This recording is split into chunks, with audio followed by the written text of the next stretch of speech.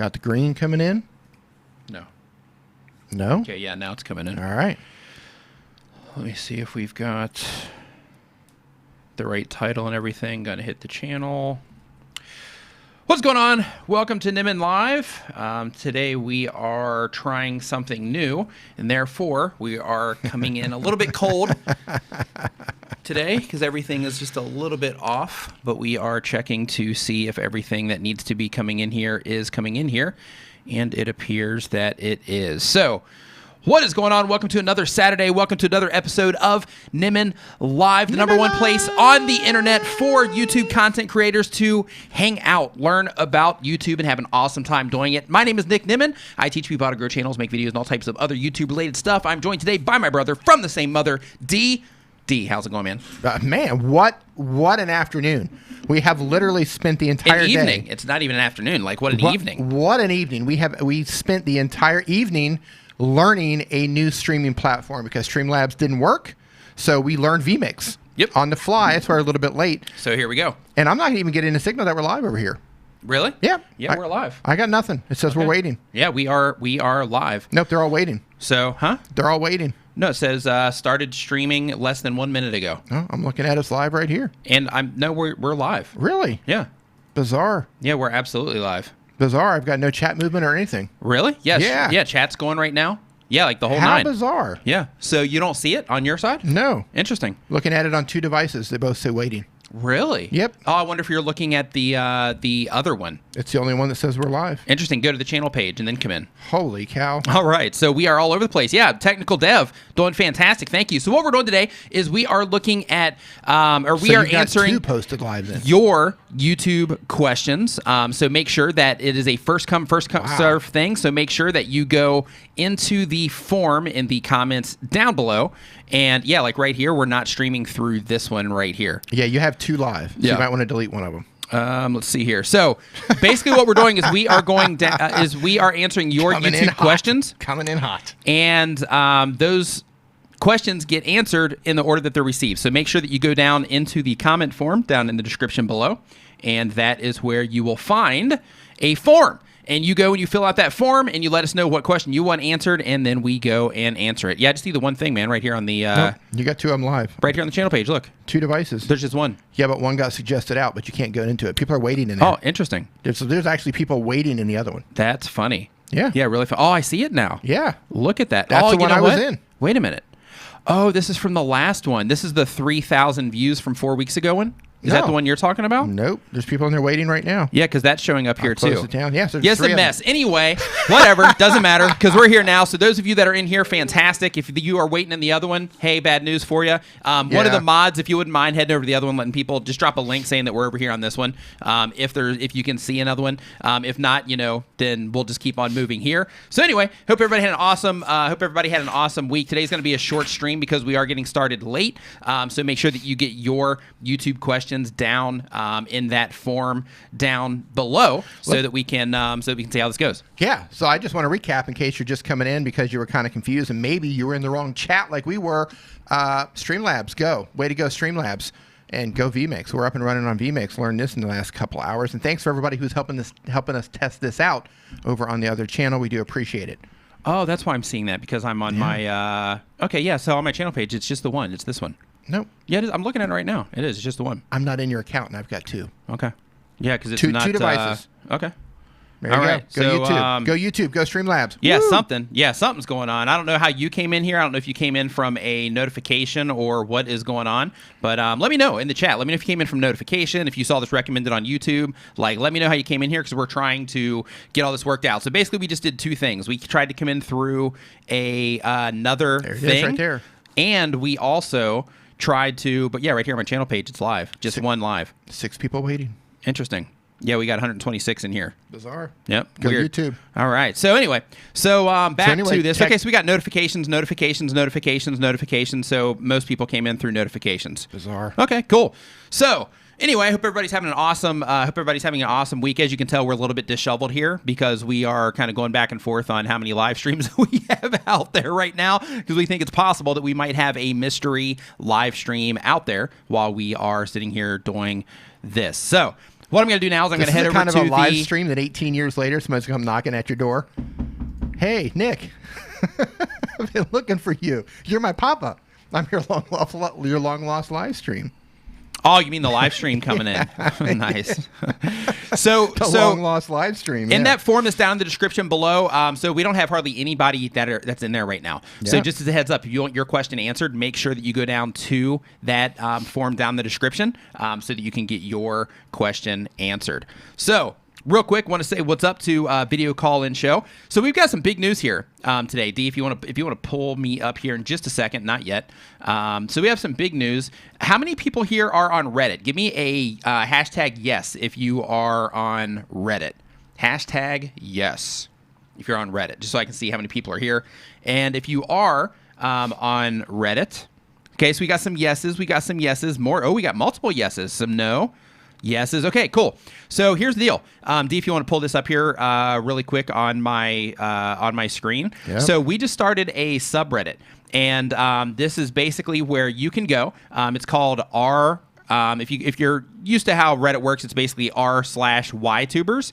And basically how it works is you just go there and you just hang out and be part of the community. If you have a question about YouTube or anything it is that you're doing with making videos or anything like that, all you have to do is drop it there in the comment section or whatever you want to call it, make it a post, whatever, and we welcome you over at the YTubers Reddit community. So make sure that you head over there next time you're on Reddit and make sure that you join us over there so that you can come hang out with us, because we are pretty active over there. I'm an avid Reddit user myself. D is as well, so we're in there pretty much all the time, and we're having a good time over there so far. So will this replace our Discord? Yeah, it's something different. Like, we're not active that much in our Discord because we just can't get into our Discord, right? So some people are active in there, so we leave it open because of them. But we personally aren't that active in Discord, so because of that, we're constantly on Reddit. So we're like, hey, let's just open this up. I've actually been sitting on that since 2016, and I just haven't opened it because I was like, I'm just too busy, whatever. And I just went ahead and went for it just so that we could get it open and get the doors open, get some people in there, and just use that as another place that we're active on to try to help people out. So Jason that's what's going on over there. What's up, brother? Keep it metal, Jason. Think for Reddit, for me, it's just a different audience. Yeah. Like each platform kind of has their own audience. Discord is definitely seems to be on the younger side these days. Yep. Reddit also has the younger ones over there, but there's a lot more active stuff happening over there. So it's just different audience. Absolutely. Yeah. Absolutely. So just kind of go where you want to go and hang out where you want to hang out. Good morning, Steno Hood. Nice to see you. So the very first question that we have, I'm going to go ahead and just jump right into the questions here. But before we do that, I do want to let you know that this stream is brought to you by TubeBuddy, the #1 browser plugin for YouTube content creators. It'll help you find the right topics to make for your videos. It'll help you A/B test your thumbnails. Basically, that means just compare thumbnails against each other to see what people click on the most. It'll help you do all types of stuff when it comes to channel management, bulk updates, and things like that in your description. So, like as an example, with like some of these FTC updates where you got to put, more additional disclaimers and stuff like that down there, you can just do that, site-wide to where, or not site-wide, but channel-wide to where you don't have to sit there and do it in every single description. Little cool things like that.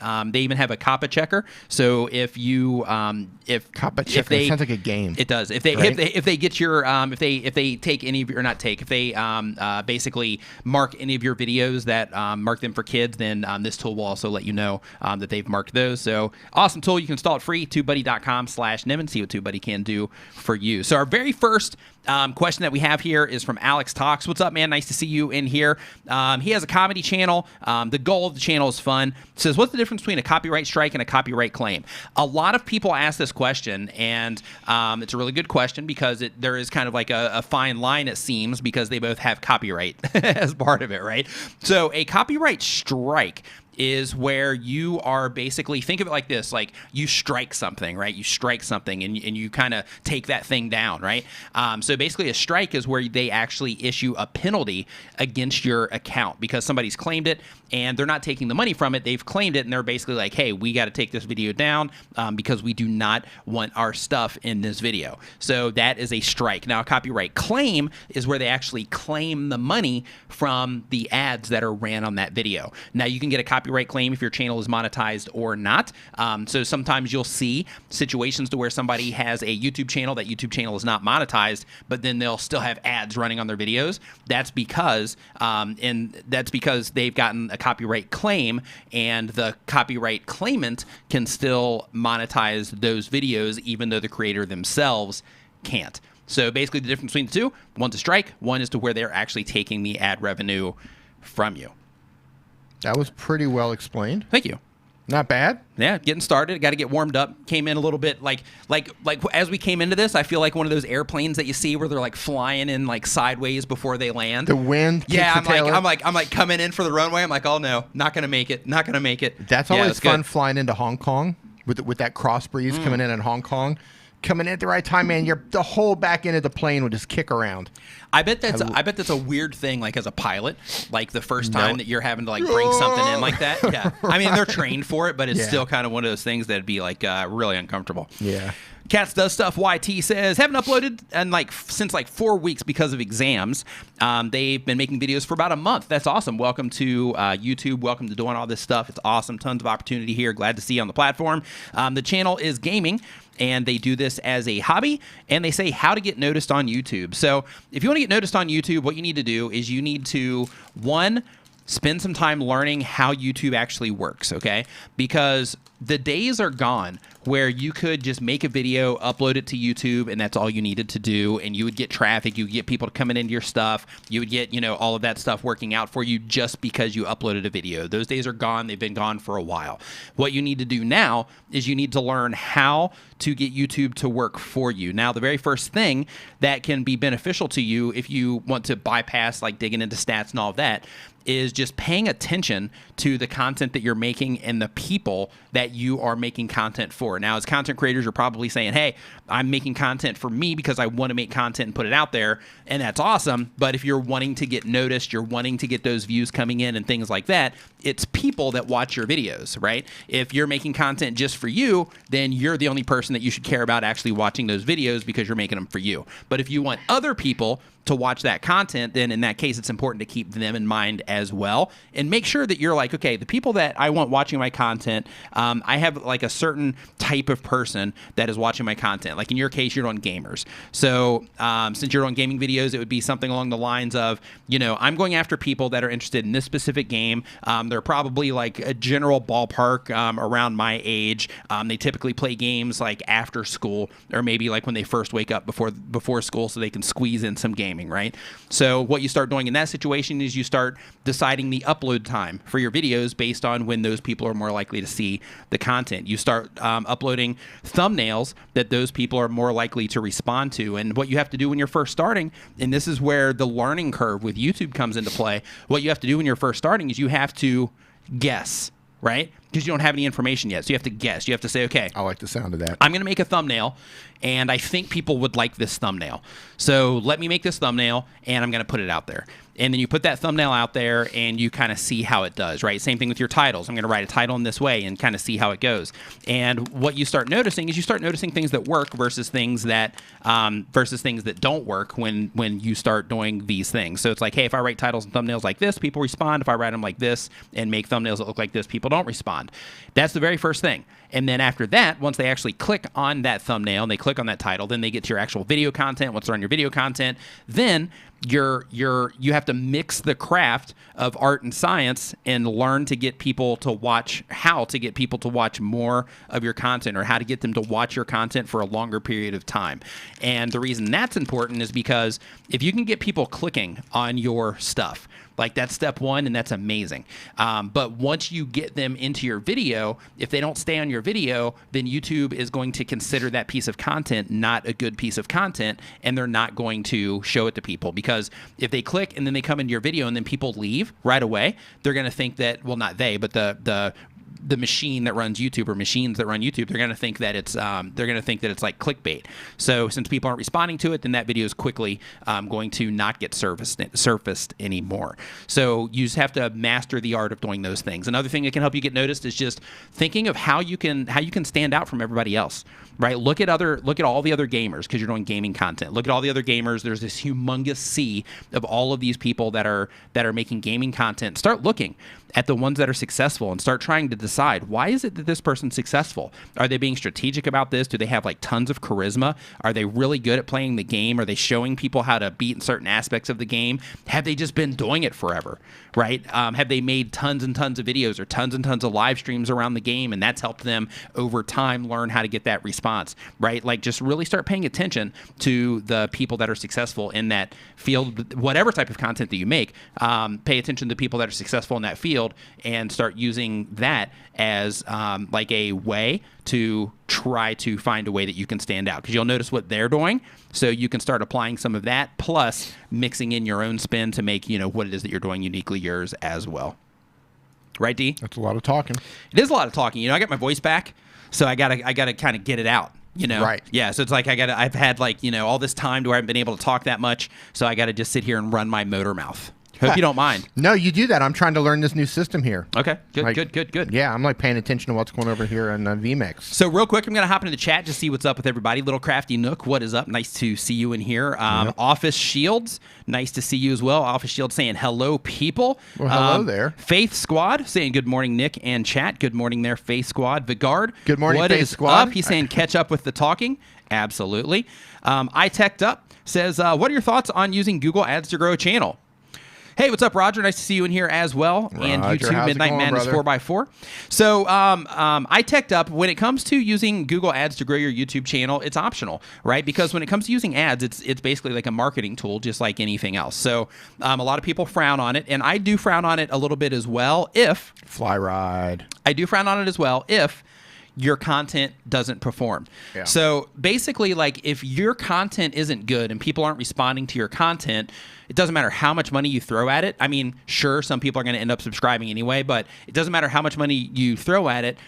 It's not going to make your content good just because you're spending a lot of money on ads, right? Right. So what I recommend is that first, if you are going to use Google Ads to bring more attention to what it is that you're doing, I really recommend that first you learn how to get some momentum organically, right? You learn how to make effective thumbnails, you learn how to make effective titles, you learn how to keep people watching your videos so that you can know, you know what, I know for a fact that I can make a video and people will respond to that video. And then you can say, okay, now I can go and I can start spending some money on ads if that's something that I want to do. Now, when it comes to spending money on ads, another thing just to consider is if you are spending money on ads for the sake of just getting subscribers or just getting views on the video, for example, like that's okay if the only thing you care about is views and subscribers, but you're just spending that money for those numbers. But if you have something on the back end, like let's say you're promoting, because you're doing tech, so let's say you're promoting something as an affiliate, as an example, to where you can make some of that money back, then you can start balancing out. I'm spending this much versus it's converting this much through my affiliate links, as an example. I get ads every now and then for some video, like for somebody advertising their YouTube channel, and you go and look at their channel and there's like nothing going on. Yeah. There's like, they're not like trying to like do it. They're just like they're chasing a number. Yeah. And they're just trying to throw money. I just think that's like the weirdest thing, to just try to like, hey, I'm going to run ads and spend money just so I can get a subscriber count. Yeah. I think that's really bizarre. Now, if you're trying to reach your watch time quota for monetization, there it might make sense. Way to jumpstart that, I guess. But in terms like if you don't have any plan in place, it's kind of weird. Yeah. And with that also, the reason that I recommend like first like getting really good at getting people to like click on your stuff and watch your stuff, and by stuff I mean click on your thumbnails and titles and watch your videos. The reason I recommend getting good at that first is because let's say that you run an ad and I see it and I go and I watch your video and I'm like, oh yeah, you know what, I'm going to subscribe to this channel because I haven't seen your thumbnail and your title. I just came in on the video ad, right? So I'm like, okay, I'm gonna go in, I'm gonna watch this channel and I'm gonna click subscribe. Well, what happens is next time you go and you publish your next video, well, if you're not already proficient at making thumbnails that are effective in terms of getting people to click and making titles that are effective in terms of getting people to click, then you're not going to be able to pull me back into your channel, right? So because of that, what you just did is you just essentially bought a subscriber that's going to end up not being active and probably eventually unsubscribing to you or just not coming back to your channel. So because of that, I would just make sure that you can get the ball rolling organically first, and then start running ads for what it is that you're doing if you want to take that approach. Q-Star, thank you for the super chat there, saying thank you for all you do for YouTubers. Long live the Nimminati. That's what I'm talking about. That's what I'm talking about right there. Long live the Nimminati. Yeah, thank you for that, Q-Star. We appreciate it. Tons and tons and tons. Super chats are appreciated but not required, so thank you. I Teched Up gave another $1.99 saying with a big thumbs up, so thank you for that as well. We appreciate it. Thank you. Tons and tons and tons. Thank you. So next up, we're going to hop into the forum again. I'm going to ask another question, then we'll go back into the chat a little bit. So the next question is from Meditation Mastermind Relaxation Music. Very cool. I was listening to some of that stuff just the other day. I love those types of channels.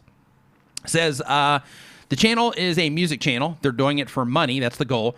Says, how do I upload multiple live streams at once, like this channel? What is the best VPS that I can use to run multiple 24/7 live streams? Is there any other good way to run multiple live streams 24/7 except using a VPS?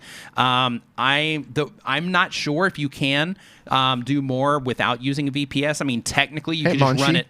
Technically, you could just run it straight off of your, straight off of a bunch of different computers logged into your account in theory. But in terms of like, hey, if your internet goes down or if there's a power outage or just like a little flicker or just a little flicker in your power and then like everything shuts down, then you would lose all of your streams. So that's where having all the VPSs and stuff to keep, keep everything rolling comes into play. So just like they have here on the Yellow Brick Cinema in their situation, what they're probably doing, I would guess, is they're probably just running multiple different VPS servers for that. Going to test this here. Next up. That didn't work. Uh-oh. Weird. Didn't work.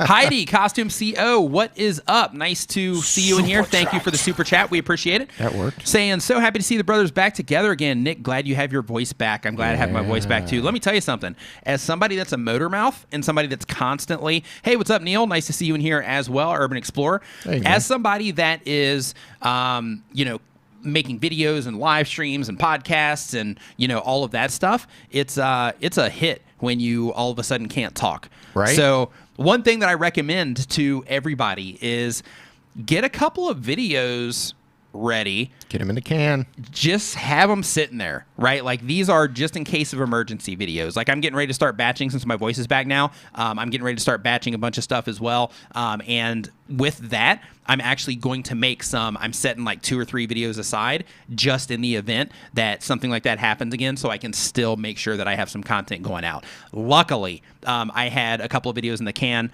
anyway, like that video that I just put out about the free stuff, the video that I put out with Tom yesterday. Those were both in the can, and the FTC thing, luckily, that worked out to where I was able to make that without my voice, and it still came out cool and added to the messaging with that as well.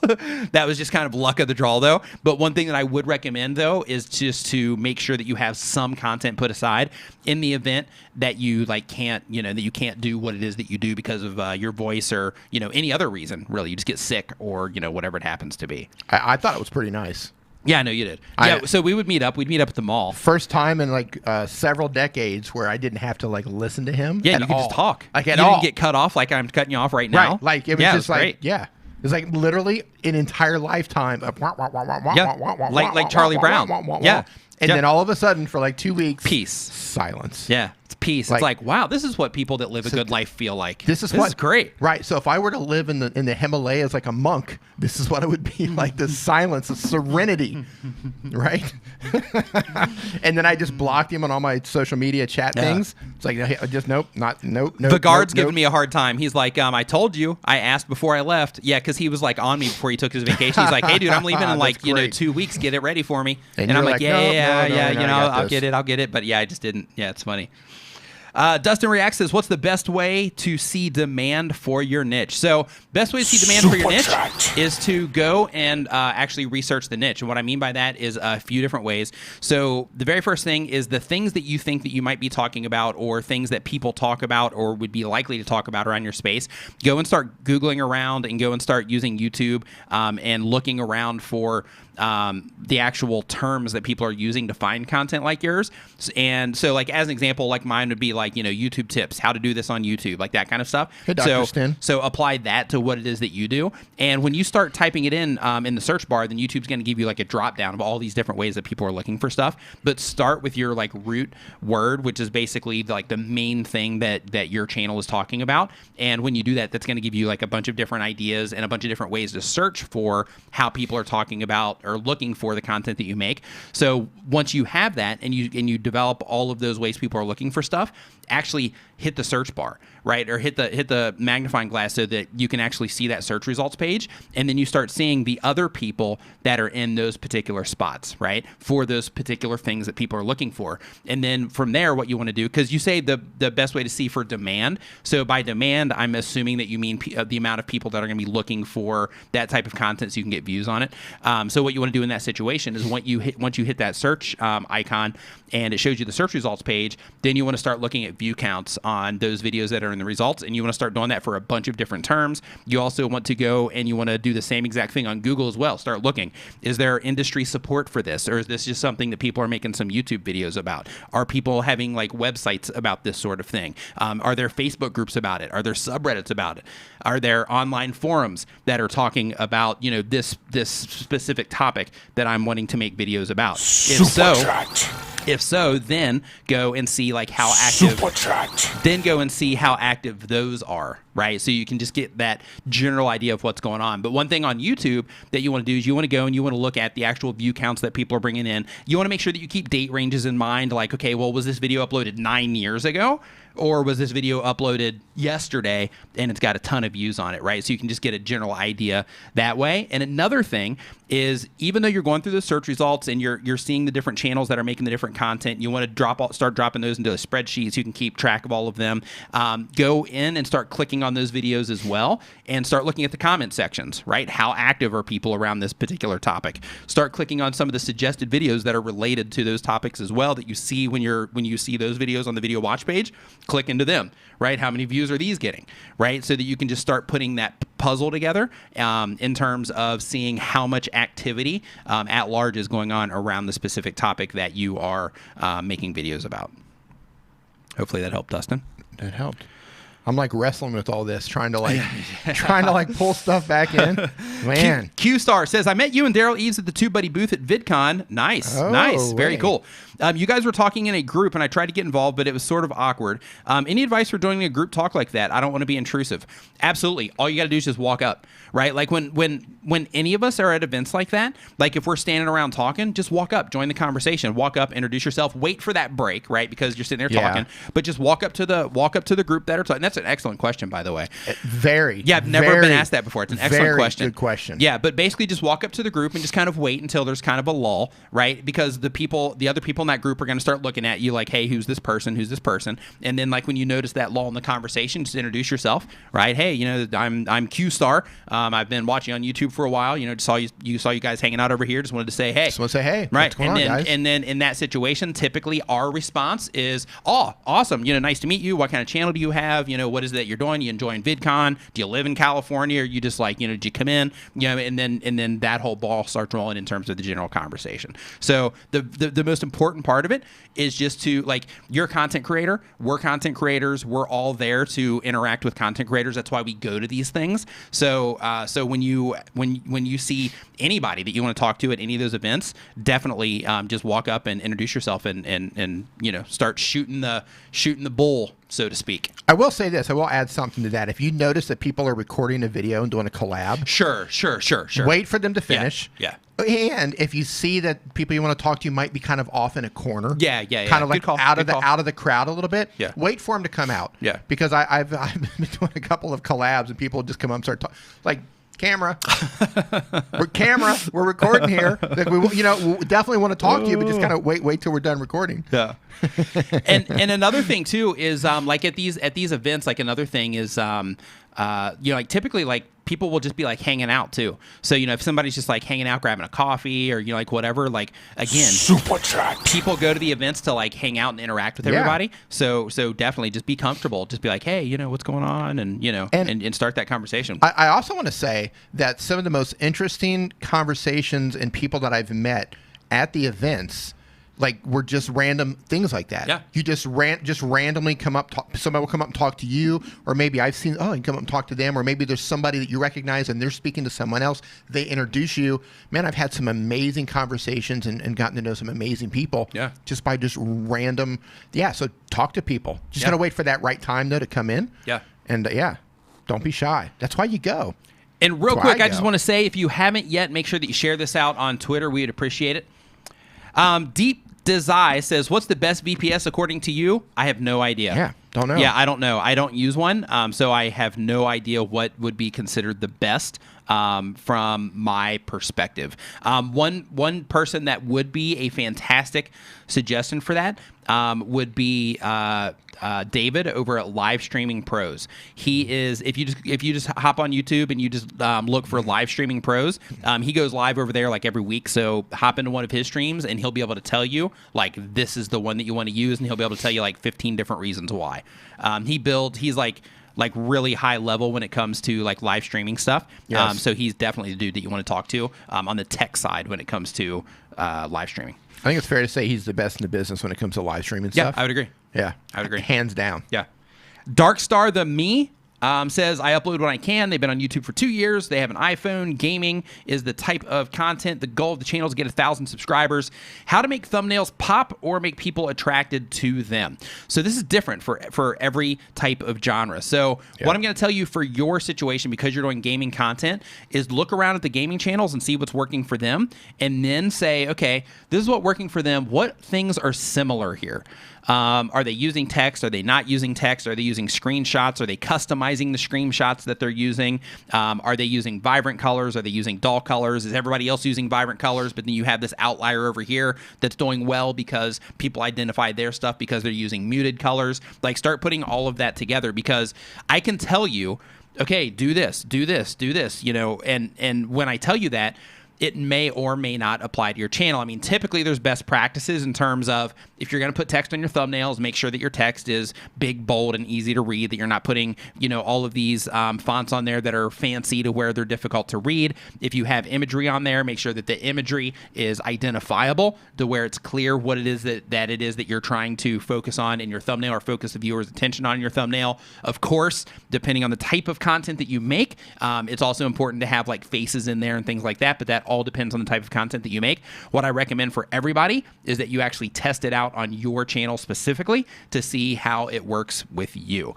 Because some people, when they put the faces in their thumbnails, maybe they use some app that isn't that great to cut themselves out, and maybe they have like a little bit of jagged edges around them, or maybe because they cut themselves out and they put themselves in their thumbnail, and the way that they position things, maybe it just looks weird and people don't respond because of that, right? So maybe for them, it would be better just to put the object in there where they don't have to cut anything out, and then put a little bit of text, or not put any text at all, and just focus everything on the object or the gameplay or a specific character or a specific thing, since you're doing gaming content, like a specific thing that you're going to show people how to beat in the game, as an example. So it's crystal clear, this is what this is about, right? At the end of the day, that's what you're trying to do with your thumbnail.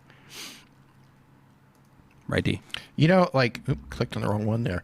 In terms of thumbnails, it's like everything else. It's like, what can you do with your thumb to get that edge? Mm-hmm.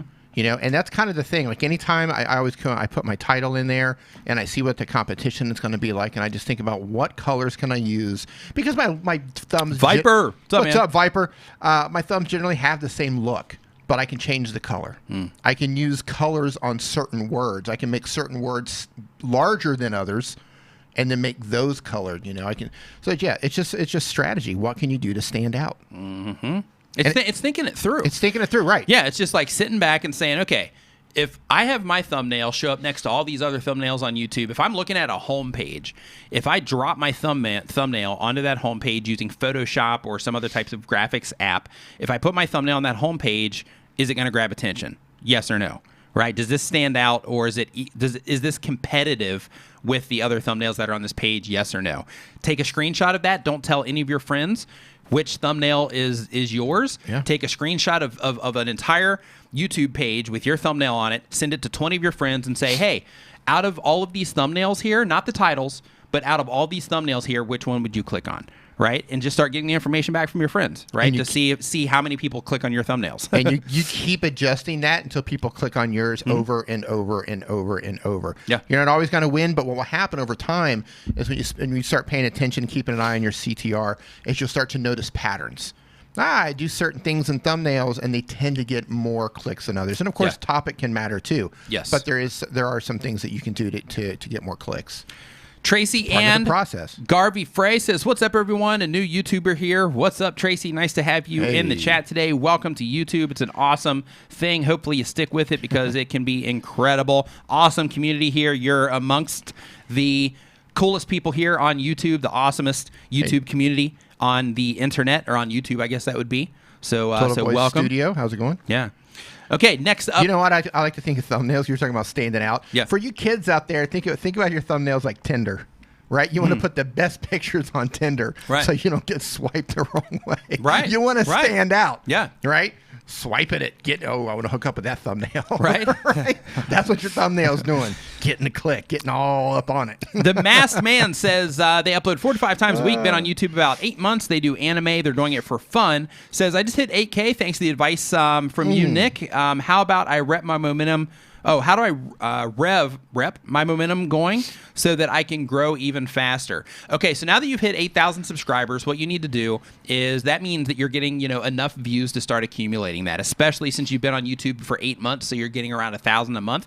So what you need to do now is you have all of that data. So what you need to do now is you really need to go in and start digging in deeper to what it is that you're doing. So make sure that you're looking at your audience retention, which I'm sure you're already doing, but also make sure when you are looking at your click-through rate and your thumbnails, actually go in and click on that see more option when those graphs show up on YouTube on that first page of your analytics. Click on that little see more option and go in there, and once you click on that, go and click on traffic sources. Once you click on traffic sources, then you can sort it by date range and then start looking for that particular video.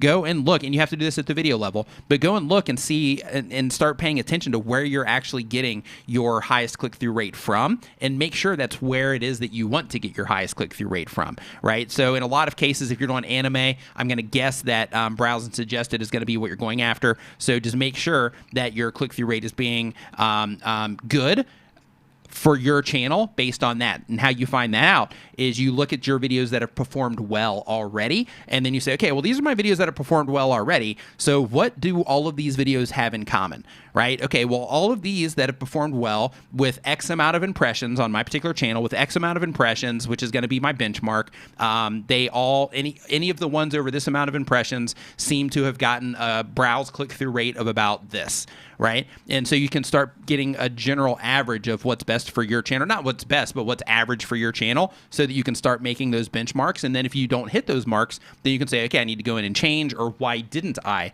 hit those marks? Did I do something different that I don't normally do in these other videos? You want to start doing that. You also want to start grouping your content together and comparing your high-performing content against the content that doesn't perform that great, and basically really just start digging in to your stats, because if you have 8,000 subscribers, you can get 8 million subscribers. It's just, the difference is you just keep putting out content, and then you'd have to fill in that time in between now and 8 million subscribers, right? So how fast you can make all that stuff happen is going to come down to how well you understand what it is that you're doing. And of course, the thresholds in terms of how many people are actually looking for what it is that you have, or interested in the type of content you make, things like that. But you want to make sure that you are digging in and getting a really deep understanding of what your audience responds to now, because you do have enough data to work with in terms of, all of the views that are coming in that are causing or that generated 8,000 subscribers for you. So that would be my recommendation to you, to get the ball rolling faster. Also think of things like, how how much am I sending people into more of my content? Am I using pinned comments to get more people into watch more of my videos? Am I recommending content at the end of my videos? If I get people to my end screen, am I getting them to actually click on things on my end screen? Right? You want to think about all of those things and really, really dig in deep. So, D, we got a question out of the chat real quick from Bubble YT. Says, Let's do it. Says, hey Nick, but I'm going to pass it to you. Says, what is the best Android editor? Photo editor, video editor. Oh. Look at that. You got to be specific, folks. Bubbly YT, that was it. That was it. But you know what? That was it. I'm feeling extra generous today. Okay, D's got D. Let's give D a heart right here. D's feeling love today. He's got that love going with wings.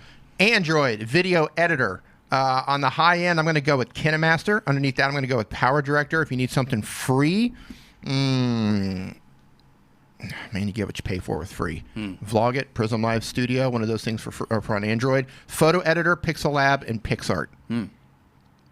Boom. There you go. There you go. That's Snapseed. it. Snapseed. Yeah. That's all she wrote. Got to be specific. I get those comments all the time. Hey, what's the best X for my phone? Like they'll leave a comment underneath of it. Like 1,000 comments, right? What's the best X for my phone? What do you got? You got like there's no way I'm gonna come back and catch that comment again. Yeah. Like when you ask questions, man, like give them details. Yeah. When you reach out to companies, like, hey, I'm troubleshooting this. Let them know what computer you're on. Let them know what operating system you have. Let them know what version of whatever it is you're using. Right. Give people information. So Tracy and Garvey Spray says, hey, Nick, I wish you could look at my channel and critique. So today we are not doing that, but since you're new to YouTube, since you are a new channel member, and I'm just going to basically pull up your channel. I'm just going to give you just a really quick glance at your channel because we're not looking at channels today, but I will give you just a really quick look over. D, if you want to pull this up real quick, we'll do this for Tracy real quick since she asked, and she was the first person to ask. We up? We're up. All right. So Tracy, at the very start, for your channel art, I think this is okay, but I would definitely let people know what it is that you're offering on your YouTube channel. I'm not sure if you have like any type of like graphic skills or not. If you don't, you can use a service like Canva.com for free, and on Canva.com they can actually help you, or you can do it through their templates to where you can put together just some easy, simple to read text, just letting people know what they offer or what you're offering here. Because when I look at this, I have no idea what it is that you're actually offering on your YouTube channel. Now, granted, I'm going to come here from one of your videos, so I'm going to experience your content, and that's going to help me know what it is that you're doing. But the most important thing that I'm going to tell you here is you see your thumbnails right here. So you have these from like a month ago, 3 weeks ago.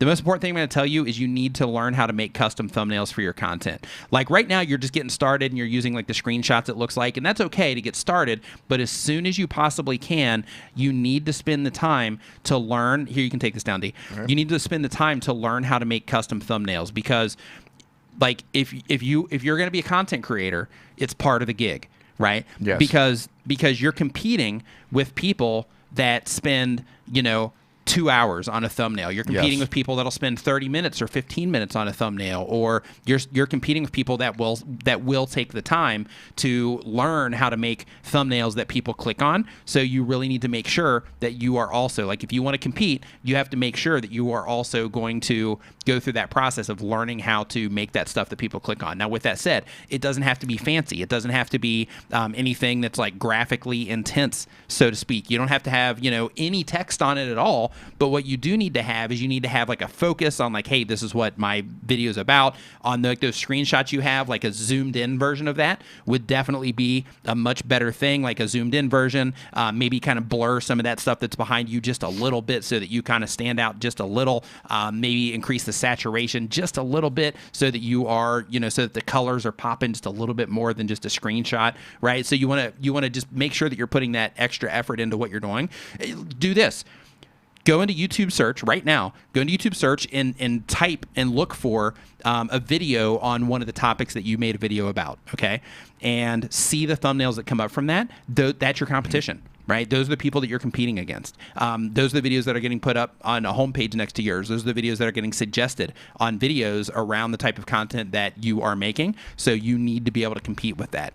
You also, just at a quick glance, you also really need to work on your titles as well. What I recommend that you do, and everybody in here that is a new content creator, Drop a hashtag new if you're just getting started on YouTube right now. If you've been hashtag within new. within the last 2 to 3 months, drop a hashtag new. Yeah, if you're new to 30-day YouTube. reviews. Thank you for that. I appreciate it. Thanks, Justin. Yeah, drop a hashtag new if you're just getting started on YouTube. Okay.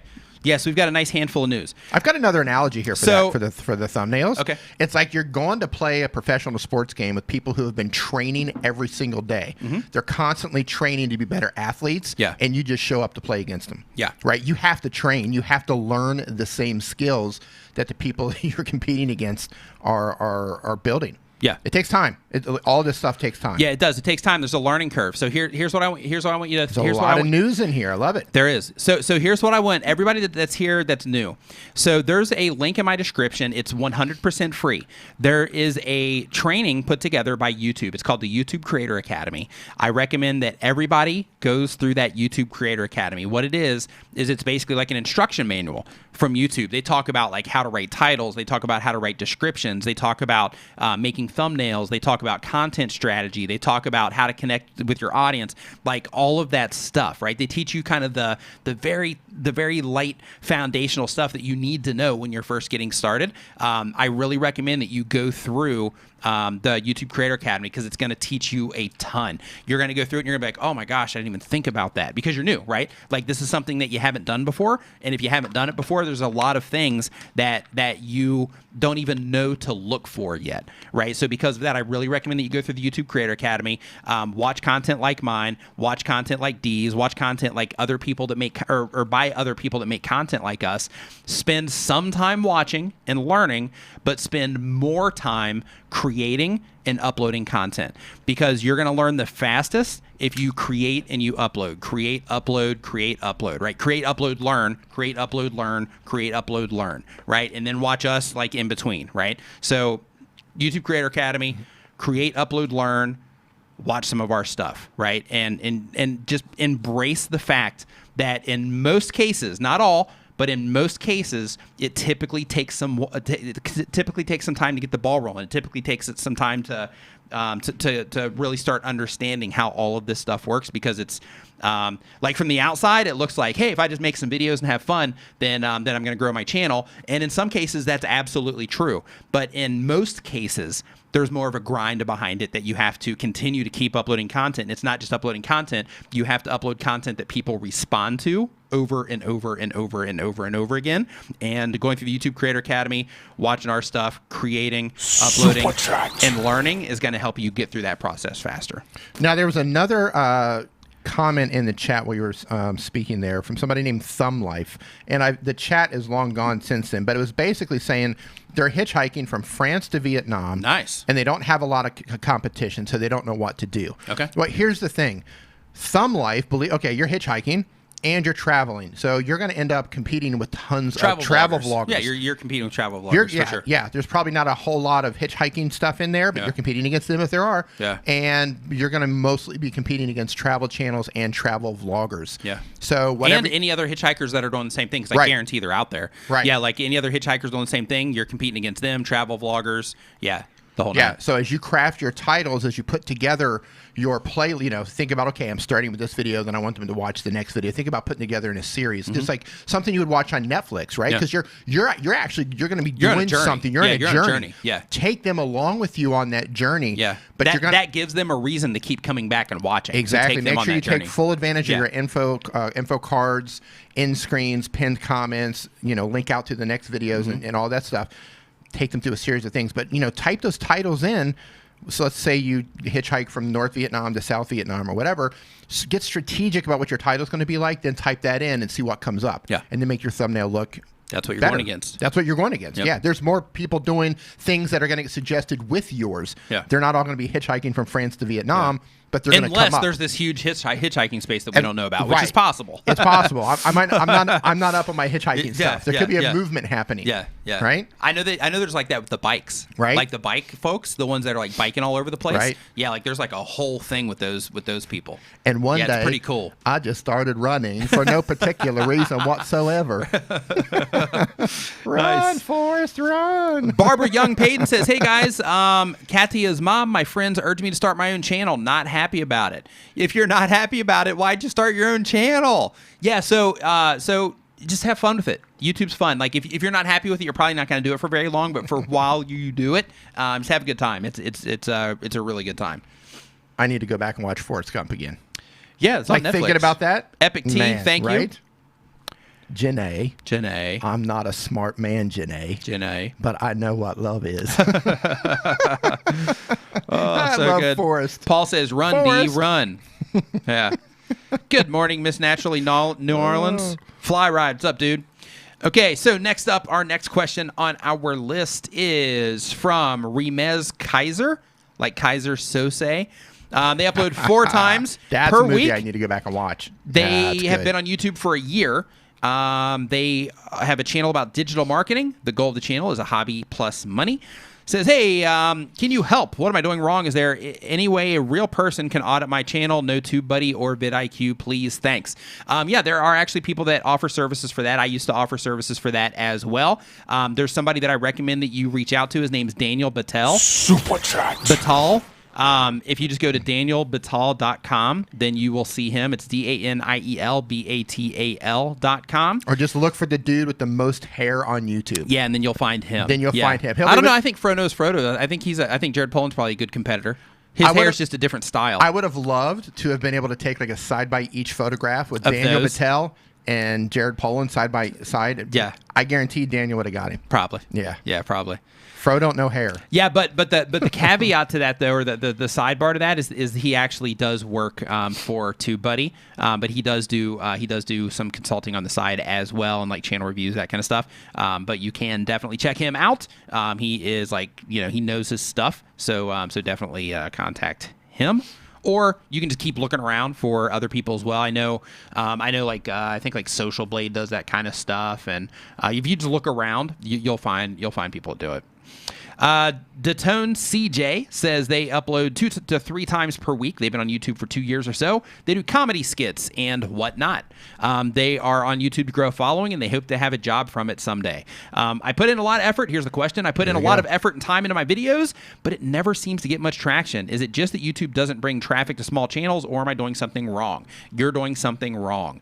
I hate to be the person to tell you that, but you are doing something wrong. So it doesn't. And I just want to note that everyone puts a lot of time and work into their videos. Right. So it's not that. It's not that you suck. It's just that don't have the skills yet. Yeah, it's just you just have to keep honing your skills. So YouTube doesn't just send traffic. That's not how it works. Right. So how it works is when people come onto YouTube, or when people are already on YouTube, what YouTube is trying to do is they are trying to show the content to the people that they are most likely to watch at that point in time. If you publish a video, YouTube is going to show that on the platform. They're going to give you at least a handful of impressions, and when they do, and what an impression is that is basically when they show it to somebody on YouTube somewhere. And when they show it to somebody, they show your thumbnail and your title to somebody. If those people decide to click on it or not, that is going to determine what happens next. So if people start clicking on your video because you have a really good thumbnail and you have a really good title, then what's going to happen there is their system, YouTube, is going to start noticing that. And they're going to be like, oh, wait, people are clicking on this a lot. So you're going to win there. And then as long as once they click on it and then they come to the video, you're giving them what they expect, and you're giving them a good, nice, solid piece of content, something that they can enjoy and something that they do enjoy, and they watch it for an extended period of time, or at least long enough for YouTube to deem it good, then YouTube is going to say, okay, people are clicking on this and they're watching it for, an extended period of time, or however much time we think they should be watching for. So we're going to show this to even more people. Yep. And then it keeps going like that. So if you can't get that, if you're not getting any views at all, what that means is that when YouTube initially tried to show your stuff to people, they just didn't respond to it. So what you have to do from there is you just have to keep honing your craft in terms of getting people to do that. Now, another thing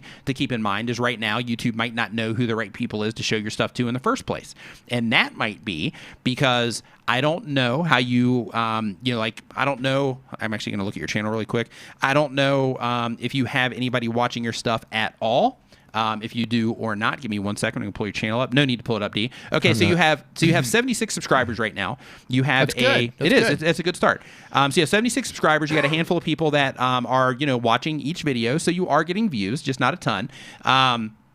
So what you need to do is you need to use this information and make sure that you start looking for the videos that are getting views, what's happening there, how many impressions are they getting through those impressions, what's my click-through rate on those, where is that click-through coming from, and you start trying to identify the things that work versus the things that don't work. Some stuff that you want to think about is you want to think about what you're doing in your thumbnails in terms of the imagery, the text. You want to think about your titles because you're going through, like your titles, I'm telling you straight up right now, you need to work on your titles, right? Just straight up, you need to work on your titles. But you need to make sure that you are making titles and thumbnails that people are likely to click on. Just using like Pro Bro number 3, it's not gonna get the job done. You have to learn how to write titles, and you also want to consider the actual topics themselves as well, because that's also going to determine if people are going to click on that particular video or not. It's not always just the imagery. It's not always just the title. It's also the actual topic. Like, is this something that people are interested in? Is it clear what this video stuff. It is? Is it clear what this video is even about? Like, if this gets presented to me on YouTube, is it completely obvious to me what this video is even about, so I can make that decision to actually click on it or not? So, all the stuff. Gonna check the live chat here really quick, see what's going on, see if anything's going down there in the live chat. Timothy Mark Brennan says, Junior, says, I have 2 questions. 1, where do you guys live? 2, how do I grow a nonprofit? Number 1, 1482 Cross Street Boulevard. Mm-hmm. Yeah. Floor. So if you want to toilet paper the place. Yeah, 3rd floor, room 419. Yeah, so we're in Chiang Mai. And just give it away. That's number 1. Yeah, that's number 1 at Cross Boulevard Street or whatever you said. Yeah, so we're in Chiang Mai. But number 2 is, how do you grow a nonprofit? So if you're talking about a nonprofit company, I have no idea. If you're talking about a nonprofit YouTube channel, then as a person that is running a nonprofit, you have to have your marketing hat on in order to even bring attention to that nonprofit in the first place. Look at YouTube like it is your company, and look at YouTube in terms of marketing like you are trying to bring attention to it, just like you're trying to bring attention to your nonprofit, right? So there's that side of it on the marketing side, but then there's also making content that people care about that will actually bring them into your channel. So what a lot of people will do when they have like company channels and nonprofit stuff and things like that, they'll make videos about all of the good they're doing, which is great. That's fantastic, and it's awesome to let people know that you're doing all of this good, because that's a nonprofit. It's what you do, right? So it's good to let people know that. However, the thing that you have to think of more than that is, do people actually try to find? Do you keep hitting that? Yeah. Oh, okay. Do people actually try to find the type of content that you're making? That means super chats are coming in. Okay. So as an example, like if you have, if you look at a company channel, RPM Nexus, what's up, man? If you look at like a company channel and you see that they have like a lot of testimonials, right? Let me know how often, or just think about for a second, like how often do you go on YouTube thinking, man, I would really like to look at some testimonial videos, right? I would just love to sit and watch people talk about this particular product or service that they really enjoyed, because this company is only going to put the customers on here that had a great experience. Let me go watch some of them, right? Like that kind of stuff. It's not viewer focused. So if you're making content for a nonprofit, it's really important to make sure that, of course, I'm sure you're going to integrate, sharing the good that you're doing with the nonprofit. But at the top level for YouTube, the way that you want to make sure that you're looking at that is, how can we make viewer-focused content? How can we make content that's about the viewer that will lead them into what it is that we're doing, that we can make this content for them that's going to get them watching our stuff, so that we can spread awareness about our nonprofit through the value that we're bringing to those people as well, right? So that's the approach that you want to take, instead of just making all the videos about like all the good you're doing and things like that, unless you're doing like, you don't care about organic growth and you're just like, hey, we're just going to throw some ad money into this and just bring people to the channel that way. But even still, it comes down to, will people click on your channel again even after they come in, like we were talking about with the first question today? If I were to start a non-profit channel and I wanted to get a lot of eyes on what it is that I was doing, I would hook up with filmmakers and I would make very compelling documentaries and put them on the channel, even if they were short. You don't have to be like full blown, just very like if you don't know how to make that stuff, I'd get people involved, because people will like whatever your cause is, whatever it is you're trying to bring awareness to, there are other people that will join you in that crusade. Like find filmmakers who are into that stuff and make some really interesting, very compelling videos. And let the content speak for itself. Dustin React says, can changing title, I'm not sure what that second one is, can changing the title... We're being told by several... Give? Lots of buffering. Oh, really? From, multiple people. Yeah. Can changing the title give a video a chance to gain traction? And Nicola? Yep, it can.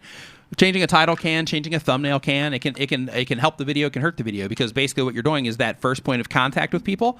When it first shows up on a homepage and suggested and search whatever, you're basically ripping off the wrapping paper, right? So you have that wrapping paper, you've got the package, you've got your video, which is the actual gift, and then you've got that package that you put around it, and it's nice and pretty, and you put it out on there onto YouTube, and it's in the search results, it's on home pages, it's in suggested, but people just aren't grabbing it, and people just aren't taking the gift, right? They're not opening up the gift.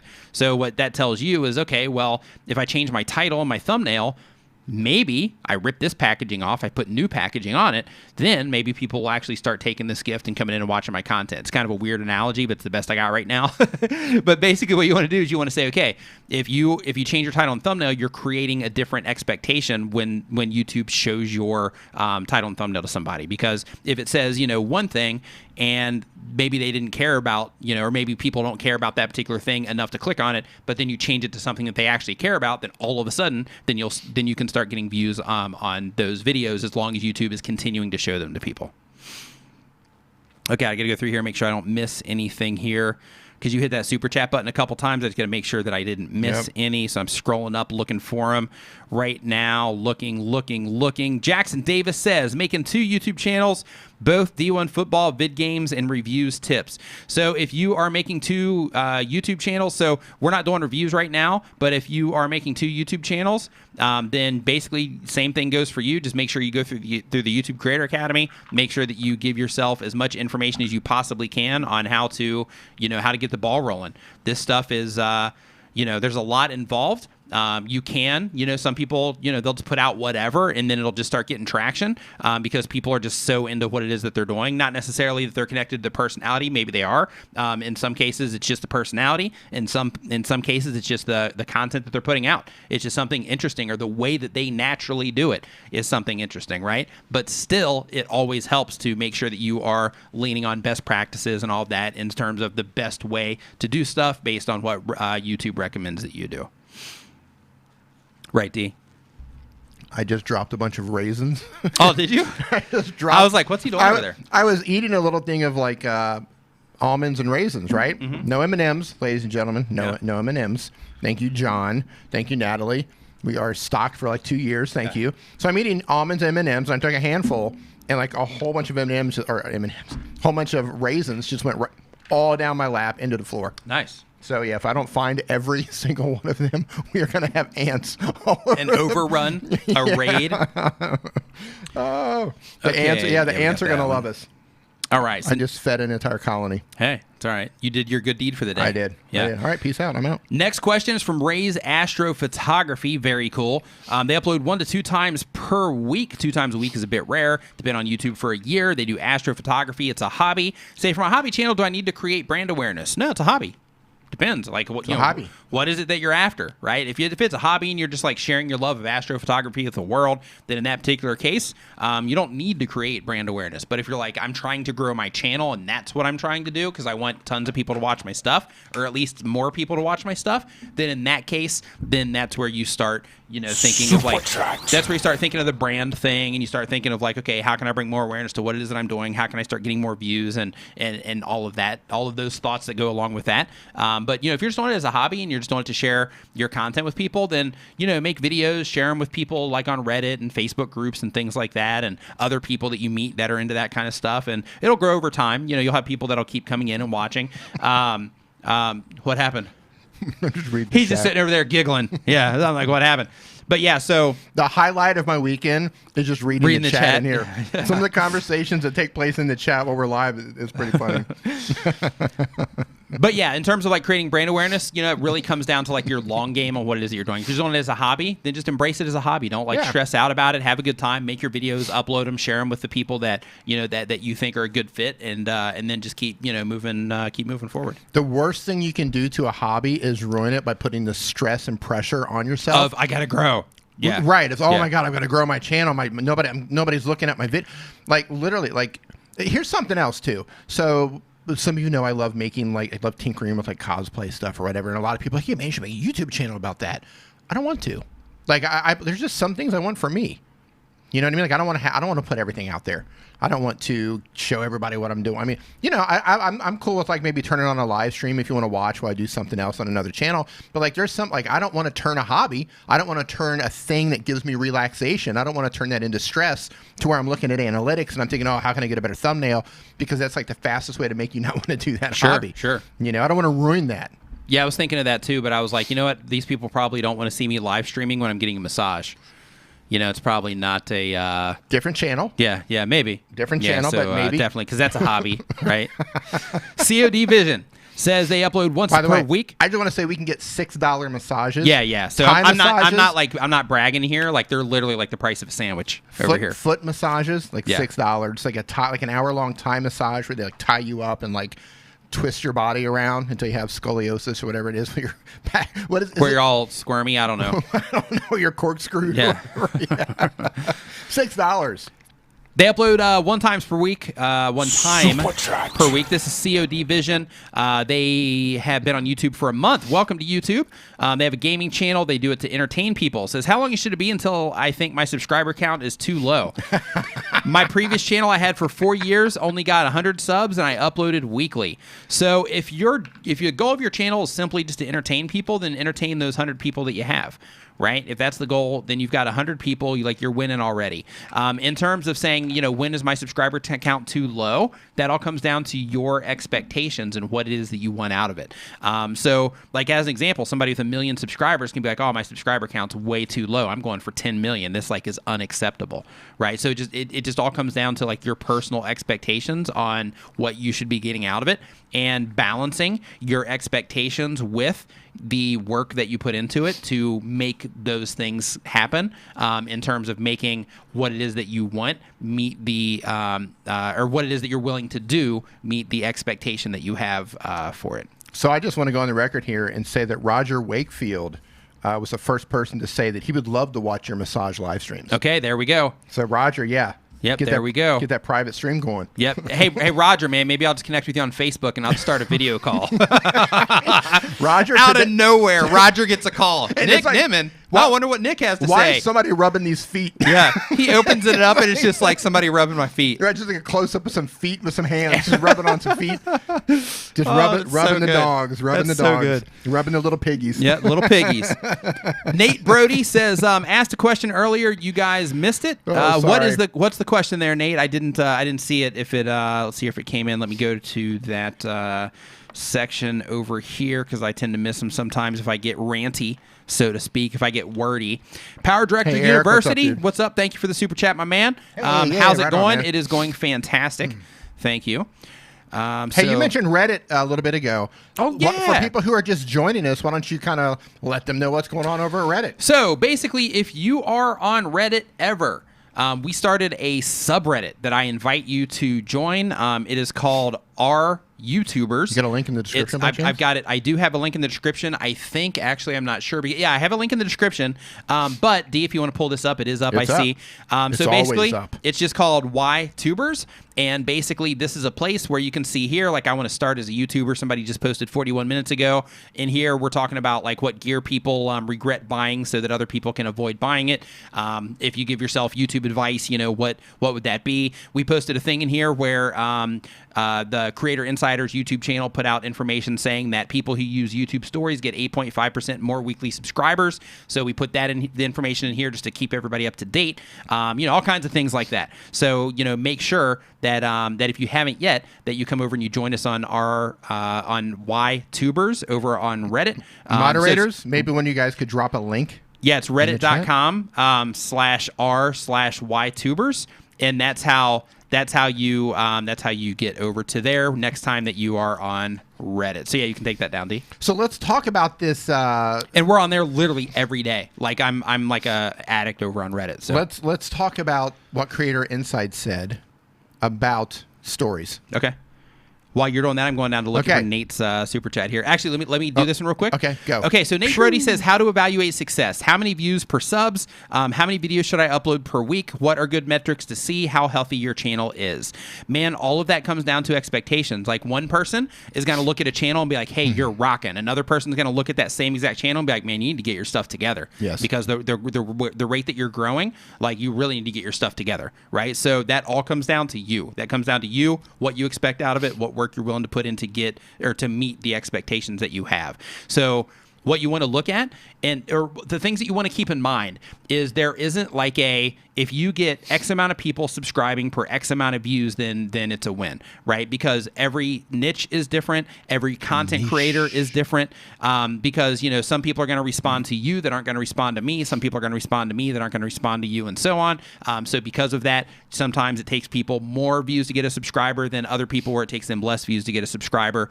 In terms of how many videos that you should upload per week, that's where you, again, put that against your expectation. So it's like, okay, well, if I'm uploading 5 videos a week, then I don't have time to actually learn. I don't have time to dig into my stats and figure out what's working and what's not working. If I'm uploading 3 times a week or 2 times a week, maybe I do. And then I can upload 2 times per week, and then I can spend some time going into my stats and really digging deep into my data to try to figure out what my audience is responding to.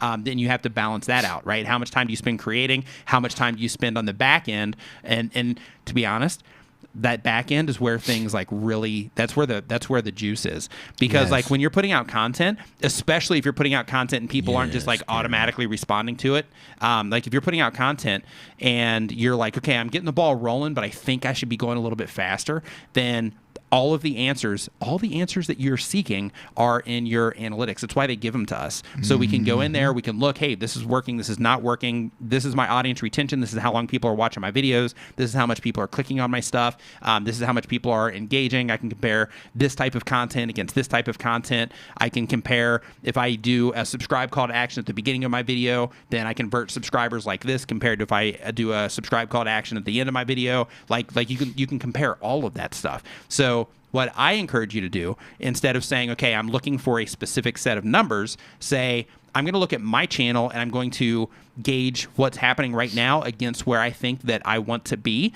And then I'm going to start digging into my stats and try to figure out what's working and what's not working. And what's working, I'm going to start doubling down on that. What's not working, I'm going to start kind of slowly stepping away from that, right? And the things that are working, just go hard.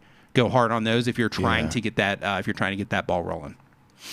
Right. So what I was talking about, so those of you, if you're not watching Creator Insider, you should. Yeah. So a video that they recently posted yesterday or the day before yesterday? Within the last 48 hours, they put out a video. And it was actually, I think that was like a day and 2 days ago. 48 hours. Yeah. Ish. Because they had another one come out since then. Okay. So what they basically said was, what Tom said was that they found, first of all, let me ask, who is taking advantage of YouTube stories? I know not everybody has stories, but if you have access to stories, and if you are writing stories, if you are making stories on YouTube, type in yes in the chat right now. I'm curious to see how many people are actually taking advantage of stories. And if you don't have it, just type in you don't have it. I'm curious to see what the balance is. Hey, Malau Plata. But here's what they found out. They found out that channels with active stories are getting 8.5% more subscribers per week than similar channels without active stories. So if you are making stories, you just keep them active. Supposedly, according to YouTube now, that you 8.5% more subscribers per week than similar channels without. Yeah, up to, yeah. Up to, yeah. That's staggering to me. It is. That's like, what? Definitely is. All Nations Under God says, is making Patreon exclusive content worth the time? Depends on what you value your time as. Hey, Kay. If you are sending people over to Patreon, you're giving them something over there, they're responding to it, and you're able to keep members over there, and the amount that you're making over there is worth it in your eyes, then absolutely it's worth the time. If taking all that extra effort to make exclusive content for what it is that you're getting out of that and people aren't responding to it the way that you wish they would, then in that case, maybe not.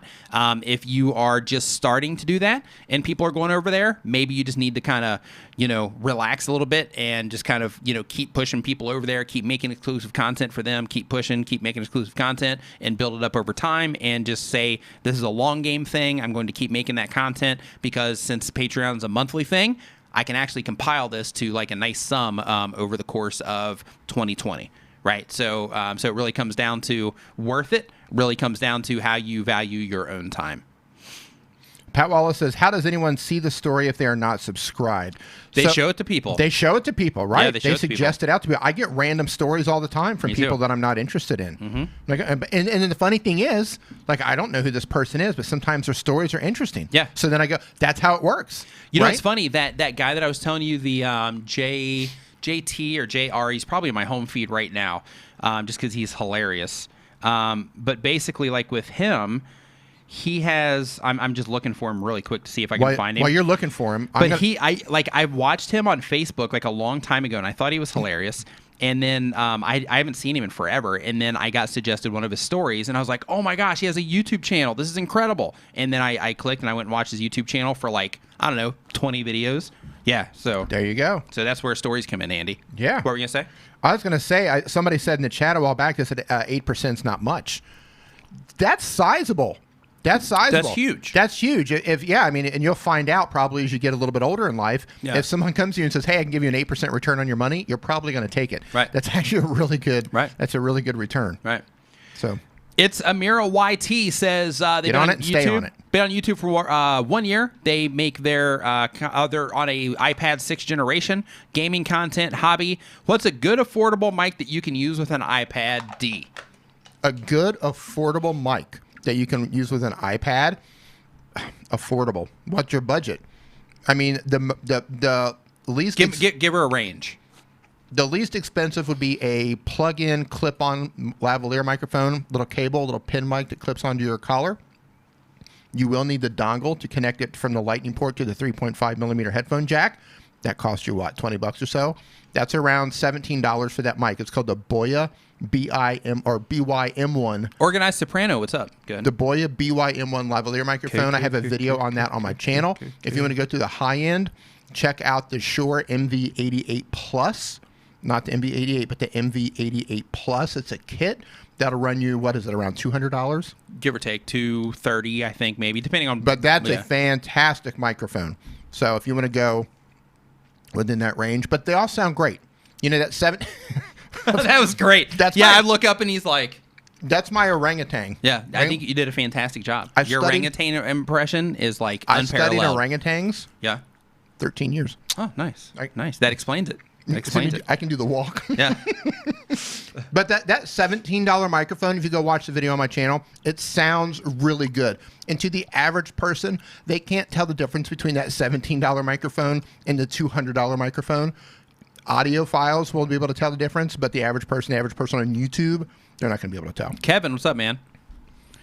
Okay, so next up on our list here for our YouTube questions is the Video Nerd. Video Nerd says they've been on YouTube for 6 months. They do how-to content. They're doing it for fun and the moolah. Says, hey, Nick and D. What is up? Thanks for all your advice. I started 6 months ago, and I'm getting 750 subs per month at the moment. Would not have been possible without you. High five. Fist bump. We love feedback like that. This is going to be my new high five. The orangutan walk. The orangutan. Yeah. The hashtag orangutan. More importantly, that thing is born. It would not have been possible without you, because the content that you're making, uploading videos on a regular basis, learning what works, what doesn't work, actually putting in that effort, like that's all you, right? So own that as well, man. You're doing a great job. Take a moment and pat yourself on the back. Yes. As a matter of fact, everybody that's in the chat right now, it's real easy for everybody, and I'll get back to this question in a second. I just want to go on this rant for a second. Like, it's really easy for everybody to get kind of caught in the day-to-day of like what it is that they're doing and just kind of lose track of like how much they're actually doing. So everybody in the chat, man, if you've been uploading videos for 6 months or even 3 months and you've been consistent at it, or a year or longer, like if you've just been uploading and you've been consistent at it and you've just been continually trying to get better and you're like trying to learn how to do this stuff and you just keep going, on YouTube or actually with anything, just take a moment and just give yourself a pat on the back, because like it's tough out here. Right? Like Like, YouTube is hard. As Travis MCP says, those YouTube streets are hard. They are. They are. YouTube is hard. You know, YouTube is hard. Making videos can be hard. You know, life can be hard sometimes. So just give yourself a pat on the back just for continuing to do what it is that you do. Because, you know, especially here on YouTube, like a lot of people, they'll come onto YouTube and then they just won't keep going because they can't, right? But because you have it inside of you to be like, hey, I'm still doing this, and I'm gonna keep trying. I'm gonna keep learning. You're still doing it. Like, give yourself a pat on the back because it's not easy. Like, you're doing something hard. It is. You're doing something hard. Yeah. It's hard. It's work. It takes effort. It can be stressful. Yeah. It takes time out of your day, and time is hands down your most valuable asset. Right. Those of you on a little bit older part of life, you know exactly what I'm talking about. It's things you don't think about when you're like, 17, 15, 22. You're just thinking, oh, I've got all the time in the world. Right. Right. You start getting close to 50 and you're like, you know what? I might only have about, 25, 30 good years left. Right. I don't want to squander it. Right. Yeah. So yeah, you're not getting that time back. So you're exchanging that time for something that you want to create. Right. And it's hard work. So yeah, high five. Yeah, high five. Pat yourself on the back. Roger said if it were easy, everyone would be doing it. Right. Everybody's trying. Everybody's trying for like a week. There's a lot of quitters because they don't want to see it through. They don't want to put in Everybody's work. trying for a week. Yeah. They want instant results, and they don't get that instant dopamine hit. They don't get that instant, oh my God, your videos are so good, and they don't want to stick it out. Right. Oh, it's not for me, and they move on. Whatever. So yeah, pat yourself on the back. Yeah, it's not for everybody. And if you don't want to do it, that's cool too. Right. I don't judge you either way. Do it or don't do it. Don't care. So I'll get back to this. I just wanted to make sure that you give yourself credit. No, I just want to rant about not caring for a second. But yeah, I just want to give give yourself credit because you're doing something cool. Okay, so back on this says. So I'm teaching people how to set up, upgrade, and brand their live stream, and my question is something that will apply to some other people too. To monetize my channel, I'm not sure whether I should just link to stream graphic sites and try to partner with one, or if I should make my own graphic packs, etc. And if I make and sell them myself, if I should make cheaper and more simple ones to target another market than the big online stream graphic shops. My audience is literally people who are starting with streaming and looking for graphics. Thanks a lot. So look, here's what I recommend. Here we go. I recommend that you start out by partnering with the others in terms of just like sending them affiliate traffic, right? Send them traffic as an affiliate. And what that's going to do is if you can send them, if they allow you through your tracking links, if they allow you to send to specific products, then what you want to do is start sending to them, right? Start sending affiliate links to them to specific products if you can. And then what that's going to do is that's going to start teaching you the products that people are responding to, the products that your audience needs specifically. And they're going to be able to go deeper in the site and things like that as well. But if you can send them to specific products, you'll notice that, hey, when I send people here, they tend to buy more than if they send them here, right? So once you figure out this is what people respond to in terms of the stuff that you're sending them to, these are the things that convert, then I would consider making your own store that you can send people to. Because when you make your own store that you send people to, you can control all aspects of it. When you send it to somebody else, you can't really control how they convert the sale. But on yours, you can be like, you know what?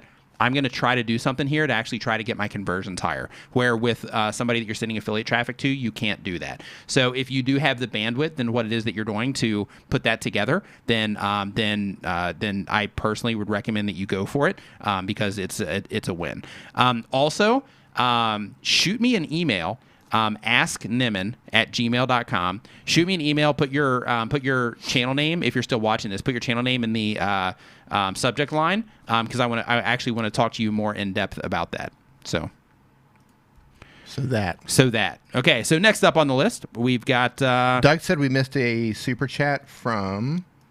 Oh, where did it go? From Sweet Sierra. See it. Okay, what do you think about using clickbait titles? Okay, so there's two different types of clickbait. One type of clickbait is clickbait that is misleading to people. That type of clickbait is bad. You do not want to do that, and I'll tell you why. The clickbait that is misleading for people is something that grabs their attention here, but as soon as they get into your video, they bail because they're not getting what they expected. YouTube can detect that, and YouTube will not surface those videos. It'll be great for like an hour, and then after that, then that video is going to tank, right? Or as soon as people start coming into it and they're like, okay, leaving, gone, right? YouTube's going to stop surfacing that video. So clickbait titles, no. That's on the side of titles that don't deliver on the promise in terms of the thumbnail and the title once they get to the video. Now, clickbait titles in terms of I'm using compelling titles, using tactics. Breathe. Using tactics that I know are going to work, that have been proven to work on YouTube, on blogs, in newspapers, like that kind of stuff. Like, use that because it works. That's all proven stuff to work. So absolutely use that stuff. Like, if you can trigger people to click on what it is that you have and deliver on what it is that you are getting them to click on, then absolutely do it. It's an art form in terms of being able to write an effective title like that people will click on. So without question, if you can do that and you can make a title more exciting or more compelling or more, where it'll trigger more and make them want to click on it, without question, do it. But just make sure that it matches what is in the video. So if you make this like outrageous title and thumbnail, but once they get to the video is kind of like, man, there's not really like much going on. Then in that particular situation, then you just made the other kind of clickbait, and you don't want to do that. So just make sure whatever it is that you are promising in the title and thumbnail that you are delivering on that once they get to the video content. My thoughts on that, I've seen people arguing this on Facebook and on Reddit, talking about, oh, I'm never going to engage in clickbait. They do it every day. Here's the thing. In terms of clicking on it. Here's the thing. It's not clickbait if you deliver what you promise in the thumbnail. Right. It's just a compelling title and thumbnail. It's just a compelling title and thumbnail. Right. It's just a more exciting. It's more just amped up way of doing it. It's attention grabbing. A lot of people will say, oh, I don't want to do the arrow with the pointer and the circle and it's clickbait. No, it's not. Like if you legit go over that stuff in your video and you actually talk about it, it's not clickbait. Right. It's just a graphical way of stopping people. A proven graphical way. A proven graphical way. You're stopping people from scrolling, and that's the job of your thumbnail. Stop them from scrolling. Stop them from looking, right? Step number one. Step number two is get them to click. So however you have to do that, as long as you can follow that up, it's not clickbait. It's only clickbait when you don't deliver. Right. You promise them A and you give them B. Oh, look at this video. Here's the Ford non-cyber truck. Right. And then they click on it and it's like, a bicycle. Right. Clickbait, right? It's because you did. That's a terrible analogy. Yeah, it is horrible. Right? Yeah. So you have like an orangutan on there. Yeah. Better analogy. Much better. Yeah. Right. Yeah. Exactly. You go in looking for the Cybertruck, you click on it, and it's a bunch of orangutans throwing grapes at each other at the zoo. Yeah. I'd probably still watch that, truth be told. You would. But that's clickbait. Next question is from Flyride. I would totally watch that. Flyride, daily for Vlogmas insanity. Oh, man. Nope. How long have you been making videos for YouTube? 10-ish years. How-to content, education, and sales is the goal. Yo, my guys. Yo, what's up, man? What's up, dude? I'm about to completely dump my fancy shop and all traditional overhead for my business and set up the business at home again. Only this time, I'll basically be setting up a studio/workshop made for filming. Any suggestions for how to pitch that to big brands? I want to show others how to set up their garages into moneymakers and promote giant names with marketing budgets, Home Depot, etc. Love you guys. So in that situation, this is good. In that situation, you need to get a plan together, and you need to basically be able to, you want to think of this because you sell stuff, so you get this. You want to think of this as a sales presentation of sorts, something that you can think of it like an elevator pitch, but just a little bit longer, that you are going to present to somebody, and then I would just shop that around to the different places. I would try to contact the people that you need to talk to at like Home Depot, for example. I would try to contact them through the different LinkedIn channels, or follow them on Twitter or whatever it is that you have to do to try to get in touch with them, and just pitch them your idea and tell them, like the people that you contact, hey, I have this idea for this project that I'm working on. I would love to involve Home Depot. And here's what I would like to offer. Would you be the right Depot, person for me to talk to about that? And if they say yes, then start explaining your idea.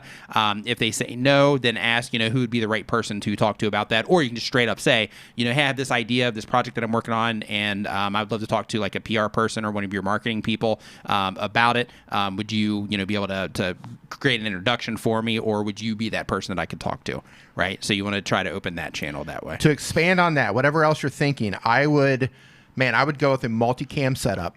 I would have cameras from all sorts of different angles. Make it look worth sponsoring. Yes, make it look. Yeah. Think of it this way, because you're in a unique position and you get it. You've got a good eye, right? You understand what's going on. Yeah. I would think about it like this. If Netflix came to you and said, hey, we have an unlimited budget and we want you to make a show inside your garage, make it. Right? And you might want to explore that too. While you're at it. But think different cameras. They don't have to be expensive cameras, but think different cameras, different angles, overhead shots, mics in different places, and think about everything that's in the shot, right? If one camera has like a tool chest, you might want to reach out to that tool chest company and see Right. if they're interested, because their brand shows up every single time that camera comes on. Right. Any sort of a tool or any sort of a thing that you have in your shop that repeatedly shows up, or maybe you could make sure that it repeatedly shows up, those are brands that are worth reaching out to, because those are they're getting free advertisement. You might as well reach out and see if they want to work with you. Yep. Or paid. Or if you're trying to get paid, then it would be paid advertisement. Yeah, that's what I mean. Like, but it's going to be free otherwise. Right. So you might might as well you're reach out using to it them. anyway. Right, because you have so many products, you have so many tools and different things that you're using in your shop. Like you probably have a ton of options. Yeah. Yeah. Stu that we had here on the show. He did that, yeah. Yeah, so Stu Crompton, he was doing that, and basically he reached out to some of the companies, and they started like sending him stuff. They're like, "Hey, you're using stuff here, use our stuff." And then he started working out more like long-term, actual, like financial deals with them as well. So definitely something to do. So Traveling Down the Banister says, "Hey, Nick and D, I don't have much time, but I wanted to drop in and say, hey guys, I hope all is well with you guys. It is awesome. Hope all is well with you as well. Thank you for the super chat. We appreciate it." 30-day reviews. 30-day reviews says, just hit 2,000 right now because of your help. Thanks. Congratulations to Justin. you. Way to go, High buddy. five and fist bump to you, Justin, for knocking it out with that 2,000. Love it. Yeah, so absolutely love it. one of the- Congratulations. One of the things that I think Stu Everybody, was real working quick, on- let's just give a quick congratulations to Justin there for crossing that 2,000 subscriber Way to go, milestone. Professor Nez in the house. What's up, man? Ron's Trains and Things in the house. Car guy. Got everybody in the house. Everybody's in the house. Kevin, man, I just want to Fast say, Watch Games. What's up, man? every single time I eat French toast now or pancakes made at home, got that Canadian maple syrup. Every single time I'm like, Kevin. I'm like, Kevin. Nice. It's kind of weird. Nice. But I don't, it's a small one, right? Yeah. Kevin. And I don't want to put on too much because I got to make it last. Yeah, it took me like two orders of pancake. You know how I am with syrup. Yeah, it took me like two breakfasts. I'm just like drizzling Yeah. it on. I got to make it last. I'm just like, Kevin, love it. So thanks again for that, man. Next up on our list here, we've got Product Designer Maker. They upload one time per week. They've been on YouTube for 5 years. They have a designing channel, and the goal of the channel is education. So, hey guys, my channel started gathering momentum when I started putting a voiceover in my videos. I've just reached 10,000 subscribers. Boom! High five, fist bump. Do you think I should start appearing in my videos? Currently, you can just see my hands teaching product designing skills. Your call, right? If what you're doing is working, then think to yourself, okay, do I want to mess with it? Or do I want to just keep going how I'm going? If you put yourself in your videos, no problem. At the very least, you can experiment. Some people in that situation, they'll do what they call like face reveals. And when you do a face reveal, then it's kind of like a, hey, this is my face reveal. And you kind of make like a big deal out of it. Or since you're doing like that type of content, really, like if you're going to be on camera, like I would just start a video with you on camera and just act like it's not even, like if it was me, if I was doing your thing, I would just start a video with me on camera and I would act like I've always been on camera, and I wouldn't even make a big deal about it, and I would let people make a big deal about it in the comments. Oh my God, Yeah. I've never seen your face before, right? Like I would let that happen instead of making a big deal about it if it was me personally. My personal preference, like I don't care about a face reveal. I'm not on YouTube to look for face reveals. Right. And you know what I mean? Like, you're going to have your finger on your community. You That's know what I what I was mean? gonna Like they say, might yeah. be into that sort of thing. But I'm just me personally, Yeah. I wouldn't care. But I'd be just like, if you just like one day You know, showed up I on used video, I used to watch the top 10. What's it called? Like top 10s. I would just go, oh, They did one, and I This is used a to big watch deal? them like religiously. Right. And they did one, and I clicked on that like instantly. I was like, oh, I was like, what do these dudes look like? Right? Because they have like these awesome voices. They do killer voiceovers, and like their videos are really well done. So you do like face reveals? Yeah, then? I was like they had like face reveal, blah blah, and I was like, oh, I gotta see. It wasn't that I cared. It was just I was curious, right? So it was like, oh, what do they look like? I've been listening to their voice for like 2 years at the time. So what do they look like? This is Okay. a long time ago. What do you guys think about face reveals? Yes or no? Type that in the chat. Yes, face reveals. No. I don't watch them. Not interested. Yeah. But like for me, if somebody just popped up and they just showed their face one day, Yeah. I'd just be like, huh. Huh? That's what they look like. Here's what I would do. I go, huh. If I just noticed that, I'd go back and I'd look through older videos to see if they showed their face before. And you'd end up getting more watch time for me. No. Because I'm a sucker like that. Fell for it again. Pat Wallace says, I want to thank Nick for the tutorial, YT thumbnails using Pixel Labs. I've sent it to countless people. Thank you, Pat. Right on, appreciate look it. at Glad that. you enjoyed the tutorial, and thank you so much for sending it to other people. That's always awesome to hear, and thank you for the super chat as well. Yep. Very much appreciated. Thank you. Roberto's in the house. He says face reveal plans are worth money. Interesting. Yeah, I'm just not into them. Don't care. It's Amira YT, has been on YouTube for 1 year. They have gaming content, and the goal of the channel is fun. It says, what's the best app to edit videos with on an iPhone? Personally, I recommend Video Leap for an iPhone. There's actually a link to Video Leap just down in the description below. You can check on that as well if you want to go check out Video Leap. Video Leap? Yeah, Video Leap's good. Okay. Next up on our list. It's amazing what you can do with a free app, actually. It is, really is amazing. Next up on the list is Credible, ORC. Says they upload about 3 times a week. They've been making YouTube videos for 2 months, and they also make gaming content. The goal of the channel is to entertain people. How can you tell if people really like your video? Fantastic question. So for all of the people that said that they were new to YouTube, this is like really got to pay attention here. First, I do want to let you know that I have a podcast out. It's called Comments Over Coffee.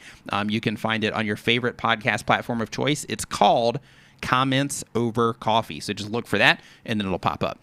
But how to tell if people really like your video or not is YouTube gives you something called an audience retention report. And what that is it shows you a second-by-second indicator of how long people watch your videos and where they leave your videos. So if you go to your audience retention report, you'll see a graph that either looks something like this, and then it kind of goes across and then drops, or maybe it starts and it drops like this and goes down, or maybe it kind of drops kind of continually down like this over time, or maybe it kind of goes like this, and then you'll see like a sudden drop. You know, like there's a bunch of different ways that it can happen, but they give you that graph, and what you want to do is you want to look at that graph, and that graph is going to tell you how people respond to your content. Because here's what's going to happen for all you new people that are watching. Like, you're going to have people in your comment section, and they're going to be like, oh my gosh, you make the greatest videos ever, and they didn't even watch your stuff.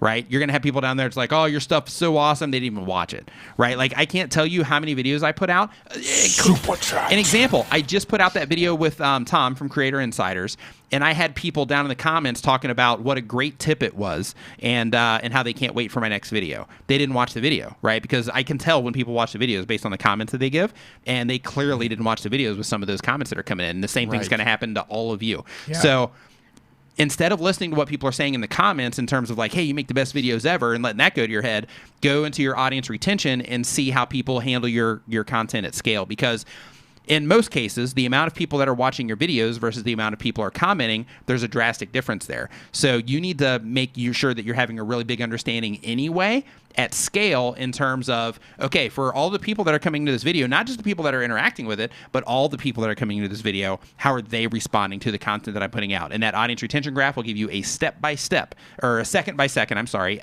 account of how people respond to every single second of your video all the way up to the very end. What's up, Scully?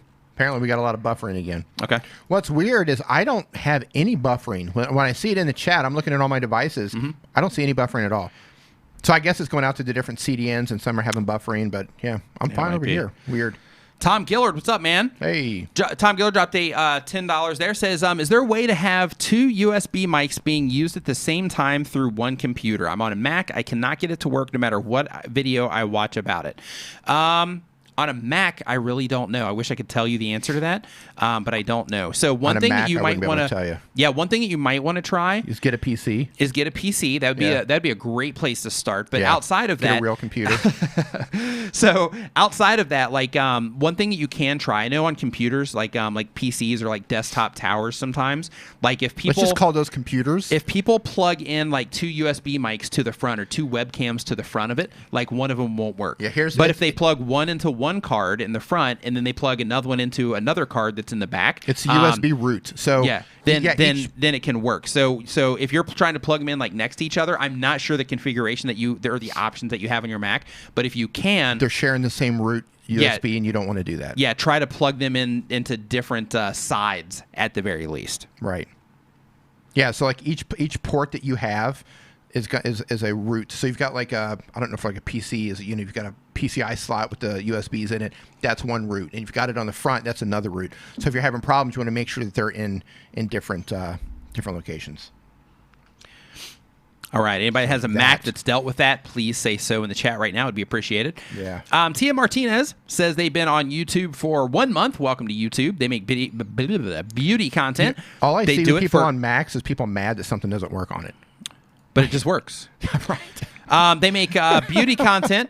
They do it for fun, inspiration, and personal growth. It says, my channel shows more views than my YouTube Studio app. Why is that? It makes me wonder if my watch hours are correct too. Hey, Prodify Cycling. Okay, so when it comes to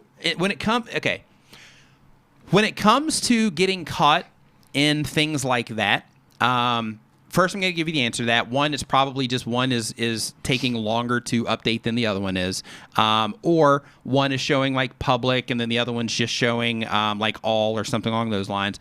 But when it comes to this, it's really important. Like people will be like, hey, this one's showing like 100 views and this one's showing like 112. At the end of the day, it doesn't matter, right? Like what I want you to think about. That's not going to move the needle. Right. I want you to think about like, hey, this is this like really a big deal or not? What up, Tube? Right? Would it be better for me to spend my time worrying about how people are responding to my videos in terms of like looking at my audience retention reports and looking at something that I can actually control?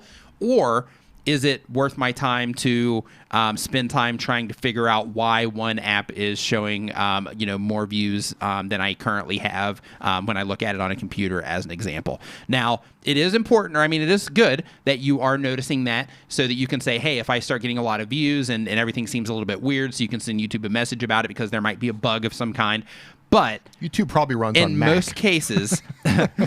most cases, things will catch up, right? Like if it shows something on one page, like you'll find like in search results, the number will be different than if you look at it on the watch page, or if it's on a home page and then you click into it, the number will be different once you actually hit the watch page because it's all caching and it's all having to catch up to each other, so to speak. So I really just recommend that you just focus on the things that matter that can help you move the needle instead of focusing on things like that, because once you get the needle moving, you're not going to care about stuff like that. Right, D? Right. Thanks for co-signing that, D. Yeah. I appreciate it. That's what I'm here for. I know. Hype man, co-signer. Yep. Yeah. Stream fixer dude. Yep. Orangutan walks. Yeah. Especially that. Yeah. Stanley Orchard, what's up, man? Says Hey, man. He uploads 1 to 2 times per week. Been on YouTube for 18 months. Galaxy S10 is the content-making machine. That's what I'm talking about. Fishing channel, doing the channel for money. Says, I recently saw a channel with under 1,000 subs got a copyright claim on a video. Yep. So they also made a claim on their own video to get back 50% of the ad revenue, and were then also able to monetize that video as a result. This sounds shady and is likely against the TOS, but I can't put my finger on a specific term this would be against. Can you provide some insight as to whether this is not good practice? Man, If they're getting a copyright claim, like they shouldn't even like. If it's a legitimate copyright claim, just own the copyright claim. It's just actually take the hit. It's illegal to file a false copyright claim. Yeah, it's true. So if it was a legit copyright claim in the first place, and then they filed a false claim, that they could actually get in a lot of trouble for that, like a lot of trouble. So, yeah, like you file like a DMCA notice. Yeah, like if you file a false DMCA notice and you're in the U.S., yeah, and they want to come after you for that, yeah, it's your booty. So yeah, don't try to game YouTube. I don't. Yeah. For what? For what did you get? What did he get? 5 cents? Right. You know what I mean? 10 cents on the ad. Right. Even if he had a lot of views. $50. Right. He's looking at like maybe like or maybe like $500 probably, or $1,000 maybe. It's not worth it. Yeah. I mean, unless gonna risk the whole channel. Unless on like unless it was a false copyright claim to begin with. Yeah. And that was the only way to do it. Yeah. Just come back and claim it right back. Yeah, I would not recommend doing that. I wouldn't recommend doing that service in any way, shape, or form, or trying to do something like that, because that is something that's kind of shady, and I would just not recommend that you do that. Andrew Cannon in the house. What's up, man? Nice to see you in here. He says he prefers run DMCA notices. You know, absolutely. Hey, Neil. All right. NG101. Go ahead. NG101 uploads 2 to 3 times per week. They've been on YouTube for a little over a year. They make gaming content. The goal is to make content that people enjoy. Dream is to have this as a full-time job in the future. Says, does your hobby of doing YouTube change when you get bigger? I want to keep doing this, but I also need to make a plan B in case that doesn't happen. Will I be more subjected to make videos more, or could I still be flexible with my upload schedule? So in terms of the choices that you make as your channel gets bigger and bigger, that's all going to come down to your approach. So if your channel starts getting bigger and bigger and you start getting more momentum, but you can keep doing things exactly as you're doing them right now, then you're fine. You just keep doing that. Having a plan B in the meantime is fantastic. Having a plan B just in general is also fantastic. However, if you are wanting to make this your full-time job, in order for it to be your full-time job, then this is what you focus on, right? So because of that, if you you can focus on just making awesome content, even though you're not putting it out as scheduled as you would prefer or as your audience would prefer, but they're still coming in and watching when you're uploading. If you can keep doing that, it's fine. If it keeps the ball rolling and it keeps everything moving, it's perfectly okay. Super chat. If you're prioritizing like your lifestyle and you're like, hey, I'm not going to try to add on a bunch of other stuff. I'm not going to be one of those people that once my channel gets successful, I'm going to start, additional channels and all that stuff to start taking up my time. I'm just going to kind of ride this channel and just kind of enjoy this moment in time that I have with a successful YouTube channel and just kind of balance that with the lifestyle that I want to live at this point in time and keep moving forward, right? So in that situation, you have the control to, once it starts rolling, you have the control to design your lifestyle and the approach that you take with YouTube in any way that you see fit. Lego Building Pro. They upload weekly content. They've been on YouTube since 10/9/19, so they are pretty much brand new. They make Lego content. They do it as a hobby. Is this true? More views equals good content. It's actually in reverse. It's actually good content equals more views. Good content and good strategy to actually get people to click on that content and click on the thumbnails to let them know so that they can actually see that good video that you have. That is what actually gets you. That's what actually gets you more views. Did you see the super chat? Adam's exploits. Thank you. I did not, but I will refresh and I will see that super chat right now. D, does that count? That counts, man. Okay. Adam's Exploit says, thank you, Nick and D. Looking forward to meeting you at the People of Video in May, Nick. I hope to be running VMix around this time next year. Adam, I will see you at People of Video. Looking forward to that one.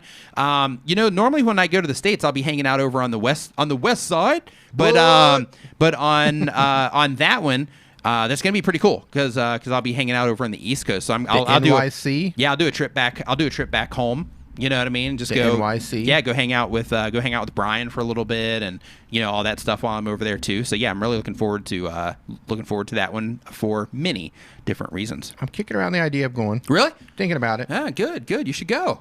Thinking about it. You should go. Thinking about it. Yeah, you should go. Not a fan of that part of the country in May. Why? That's just not a very pleasant time. Yeah, I guess that would be summer. Yeah. Or cruising into summer, getting into summer. Yeah, that's like right into like heat, humidity, like. Yeah. Yeah. We'll Yeah. see. We'll see. Still, maybe. yeah. I'm like 98%, maybe. No, it's pretty high. Yeah. That's like almost gone. Yeah, 98%. That's like, hey, I'm buying a ticket. 98%. It depends. 98% is like, yeah, I'm in. I'm getting a ticket. It depends. I'm gonna look at the flights and see if there's a direct, maybe through. I'm not gonna go to LA and then kind of route over. Yeah. Like if we can, maybe go from like Seoul or Hong Kong or something. Well, depending on on the timing of it, because Clamor's right around that time too. I don't think I'll go to Clamor. Oh, okay. I don't think so. All right. I don't think so. Maybe. It's fun just to hang out. Maybe. It's fun just to hang out because if the crew goes again, then it's going hanging out and doing that whole thing. Yeah, maybe. Q-Star says they upload 4 to 7 times per week. They've been on YouTube for 2 years. They do comedy and commentary. The goal of the channel is to inspire critical thinking, empathy, and make people laugh. Very cool goals. The question is, I get a lot of comments from people that are wanting to quit YouTube. What's the best piece of advice you could give to inspire someone to keep going? If somebody wants to quit YouTube, your job is not to get them to keep going. This is a pill that we all have to swallow when we have people that are content creators that watch our content. Super chat. But a pill that we all have to swallow is that it's not our job. Super chat. It's not our job to make sure that people keep going because YouTube isn't for everybody. Some people are going to keep going, and it's because of the will that they have and the drive that they have and the goal that they see or the goal that they have or the vision they see of how they want things to be or, all of that. That's what makes people keep going. There isn't something that you can necessarily say to make somebody go, oh, okay, well, now I'm going to start dedicating, or okay, now I'm going to start spending, 20 hours a week working on more YouTube videos, right? Or I'm going to start spending 40 hours a week working on more YouTube content, right? Like that's not just like a recommendation. So because of that, like if somebody wants to quit YouTube, it's not for everybody. Just let them quit. Of course, you want to be inspiring to people, and you want to let people, you want to let people know things in terms of, it takes a while. You got to be patient. You know, it doesn't happen overnight for most people. There's a lot of work involved. There's a lot of tweaking involved. There's a lot of understanding that needs to take place in order to start, you know, really getting the ball rolling. And if some people can't do that, and they're not willing to do that side of it, then it might be better that they quit earlier than late. But if they are willing to do that, and if there is something that you can say in terms of like, hey, it can take some time, so just to let you know that, so, you know, patience is like a requirement for this. But if they still decide they want to, you know, quit or whatever, it's not your job to try to keep them moving. So the question was, their friend was thinking about quitting?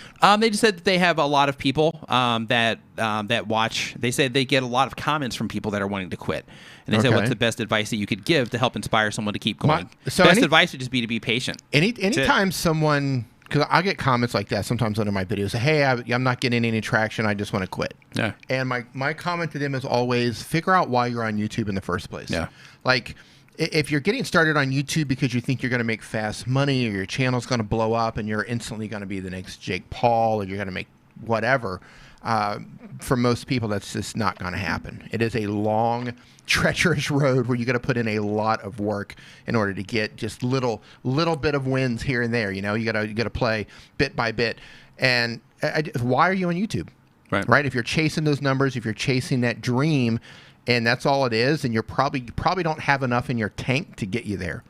That's a good analogy. Don't have enough in your tank. Right. Yeah. But like, if you want to be on YouTube because you just want to make stuff, you just want to show people what it is that you're making, or you want to help people, you want to inspire people, you want to teach people, whatever it is you have that you think you can get out there to the world. Like, if your motive is one thing, you've probably got plenty in your tank to get where you want to go. But if you've got like a short view on that, a short-minded view on that, you're probably not going to get there. You're probably going to quit, because a lot of people get discouraged on the numbers. They're not growing fast enough. I only got 100 views. I only got 50 views. I worked so hard on this video, and I know this, right? This sounds familiar to a lot of you, I'm sure. I worked so hard on this video, and I only got 50 views. Or I only got 20 views. Or I only got 100 views. We're frozen, by the way. Are we frozen? Yeah. Okay, so I'm going to go ahead. There we go. Go ahead and carry that for a second. Okay. Yeah, we completely froze for a second. We just noticed.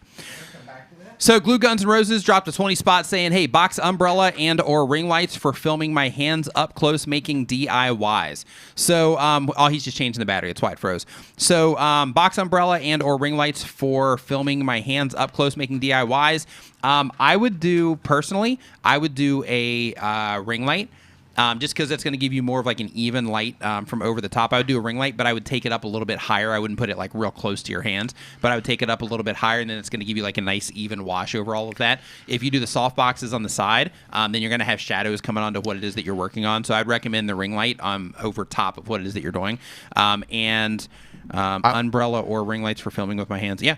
I'm going to co-sign that, because what's going to happen, like he said, with a softbox, unless you have two of them even coming in, you're going to get uneven shadows. Yeah. And for craft DIY, that's not what you want. Right. So what's going to happen with a ring light is, if you put your ring light... Travis MCP in the house. What's up, Travis? How's it going, man? So if you put your ring light above your desk, and then you put your camera in the center of the ring light. That's what they're originally made for. Put your camera in the center of the ring light and shoot through the ring light. What's going to happen is you're going to find a nice, perfectly even shadow on both sides of whatever it is that you're working on. It's a unique look. It's not for everybody. But the other option would be to get two soft boxes and have them evenly light up your set. So one or the other. You're either going to go with two lights, or you're going to go with a ring light. Don't just go with one soft box, because it's going to make things very uneven. Mm-hmm. But back to people wanting to quit. Like, if you're chasing those numbers and you're getting discouraged because you're putting in all the work and you're not going to do it, you got to ask yourself why you're on YouTube in the first place. Yeah. And if just because I want to be YouTube famous. Newsflash, it ain't going to happen. Yeah, it's a hard thing just to keep you going. Right, yeah, right. It's hard Yeah, that's not going to get But you if you have like an actual goal that you're trying to accomplish, right, like that, to where you can define it and track it, right, then that's a much different thing. I challenge. I mean, you can track. If you're like, hey, I want to be famous, then go for it. But you have to make sure that you're able to track the progress with trying to be famous. Or there whatever. Are always people who do have enough in the tank. Sure. Those are the Sure. people who get famous. Right. Those are the people that do it. Those are the people Right. who do it. Right. But most people don't have that. Right. And if that is your goal, I don't want to say you can't do it. I'm just saying you better have enough inside. Well, to this keep isn't going. to them. This is Right. for their. This is for Yeah, the I don't say you people that can't ask do them. it. I'm Yeah. just saying, like, for the people, if they're saying, "Hey, Way I to wanna, go, D. You're saying they can't do it. No, I'm just kidding. You probably, yeah. No, I'm just saying, if you're saying you want to quit, Yeah. then you're probably not that person that's going to get there. You're probably doing it for the wrong reasons. Tom Gillard saying, what I've got. you guys seen Mandalorian yet? Woo. This is the way. This Yes. is the way. This is the way. So yeah, I seen it, and I'm gonna be honest with you, they're actually starting to lose me. Like it started out cool, but you know, without going into details because I don't want to spoil it for anybody. I'm actually you know, starting to kind of be a little bit kind of let down a little bit with a couple of episodes recently. Episode 4 was a my disappointment. thoughts. Last Yep. episode was a disappointment. I haven't seen the new one yet. Yeah. Ron's Trains and Things dropping a 5. Thank you, Ron. Says, thanks, guys, for all you do. You were a huge help when I started my channel and still are. Keep up the good work. Long live the Mandalorian. Thank you, Ron. This is we the appreciate way. that. Yep. This is the way. This is the way. Oh, I love so it. good. Okay, so the next question that we have here on our list today, as so we can keep moving through these, is from Kamal Hikal. I just want to challenge people in the chat right now. Oh yeah, challenge him, man. I Give wanna it to him. I'm just going to sit back challenge here. because talk about the quitting thing, Yeah. and you mentioned that if you can't define what it is in your channel, Yeah. everybody in the chat right now, just because however many people's in here, write down one sentence. Tell us what your channel is about. Tell us what your value proposition is. Tell us what value you're bringing to the people who are watching your channel. Every single person, write that out into the chat right now. And if you don't know what that is, if you don't know what value, don't just say I'm a gamer. That's not it, right? Like, I help mobile content creators and mobile YouTubers. What do you do? I teach people how to grow YouTube channels, make videos, and all types of other YouTube-related stuff. Right. Type in your value proposition in the chat right now. Let's see it. And if you don't know what that is, Dan, Creator Fundamentals in the house. What's up, dude? We were just talking about people of video just a few minutes ago. and he's about ready to hit 50,000. Oh, he And is? Yeah. Did he hit it yet? Yeah. No, he's really close. And if Okay. you don't know what that is, if you're so, wow, I don't know what to write, then that's your challenge. That's the mission. That's what you have to do tonight. You need to really start thinking about, what do I do on my channel? How can I define my channel in a single sentence? And once you define that, that's going to help give you clarity, and then you can focus on that.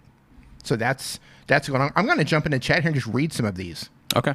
Leather Read 'em. Smith Vlog says, vlogging about my leather craft. Okay. Absent Rule, bringing you tips, tricks, and how-tos for your phone. Love it. Roger Wakefield, I teach you all about plumbing. Perfect. Craven Crochet. Crochet. You could probably get more in depth. What about crochet? Right? Don't just say crochet because that's wide open. Do you sell Really quick. tools for it? Really quick. Yeah. We've got 223 people watching here. They're Yeah. all trying to grow their YouTube channels. Right. Dan is 20 people away from crossing 50,000 subscribers. Let's do you it. mind pulling his channel up really quick? I've got him here. Give me a moment. I've got him on my screen. Give me a moment. So for those of you that are not familiar with Dan, hold no, on. I've got it. He's okay, on the okay, screen. yeah. Hold on. So for those I'm of you pulling that him are up not right now. familiar, Boom, he's in let's do it. he's in the chat right now. But for Let's those of do you it. that are not familiar with Dan from Creator Fundamentals, Let's make it happen. so basically, Dan also makes videos about YouTube. He puts out new content every week. He live streams every Wednesday. So if you're into live streams, he hits you in the middle of the week where I hit you in the weekend. He also is doing a conference out in New York. He took the initiative to put out a conference over on the East Coast because everybody's like, hey, why doesn't this stuff ever happen on the East Coast? And Dan's like, you know what? Nobody's doing it. I'm going to be doing it. that guy. Right. So he took the initiative. He's doing that. But he also shares information that helps content creators. He put out like tons of stuff about Copa because people were freaking out about Copa. So he's trying to, just keep people informed on what's going there or what was happening there. He puts out all types of just information about YouTube in general. Talks Tips, about tech, and tutorials. YouTube simplified. Nice. Yep. That's his mission Yeah, statement. tips, tech, and Yep, tutorials, that's right? Dan's, right? So I really encourage you to head over if you want to, if you like this type of content, which you do because you're watching my stuff. Let's do it. Let's make it happen. To head over there and check out Dan and drop a subscribe and go watch some of his content. Like, when he publishes a video, go and watch it. Like he's good. He has a clear communication, and most importantly, his desires in terms of what he's trying to do for the community is pure. Like he's out there trying to give people information and help to get them to achieve what it is that they're after. So definitely head over and check out Dan's channel. Out of 220 something people, hopefully We can get 20. 20 people will go over there and subscribe to Dan over at Creator Fundamentals. I know a lot of people in the chat probably are subscribed to Dan already, but if you are not, definitely head over there. Now you can click on his channel in the Let's celebrate chat. this milestone with Dan right now. Yeah, we are. And by the way, Dan, Roberto. I'm gonna drop his channel right here as well. Roberto so just you can said- go over there. Roberto just said that he's down to speak at People of Video. Oh, nice, So nice. in case you didn't see that. Yeah, so hopefully Roberto can be over there too, Dan. But yeah, we were just talking to Dan about the People of Video a few minutes ago. Literally, like right before you came in, we were talking about it. So very cool thing that you are doing over there, and I'm happy to be. Hey, Jeff Eatley, to how's be it on going? to be on that opening roster. Here we go. I just keep refreshing. I just keep doing the drop. Just Yeah, if you not there yet. Come on if now. you subscribe to Dan, just give us a hashtag subscribed. And this is if you're already a subscriber, like, because I know, like I said, a lot of people are already subscribed to Dan. Obviously, he's getting ready to cross 50,000 subscribers. But if you are if you have subscribed here during the live stream, just drop a subscribed just so we can know. Yep. Because here I'm going to count them out, right? So it's like 1, 2, 3, 4, 5, 6, 7, 8, 9, 10. Here they come. We got 10 more. Right, we need 10 more.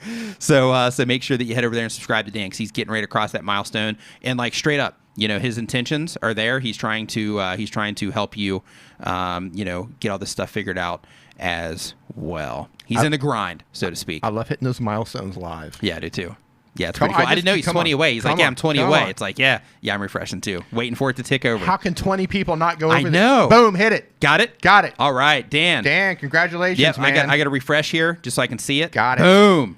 Yeah, there we go. You got it? Yep. 50,000. 12/7/2019, 11:38 p.m. local time. Way to go, Dan. Congratulations, man. Woo. High five, fist bump to Dan from Creator Fundamentals. High five, fist bump, and orangutan dance for Dan, Creator Fundamentals. Congratulations, man. It's a Yeah, man. huge Way to go. milestone. That's a good one. Well done, man. That's it's a grind, man. Yep. I know what it takes, Way to and go, guys. and you're grinding it out. You're making it happen, man. So What's high up? five and fist bump to you for crossing that milestone, man. Crushing. What's up, Dale? All right.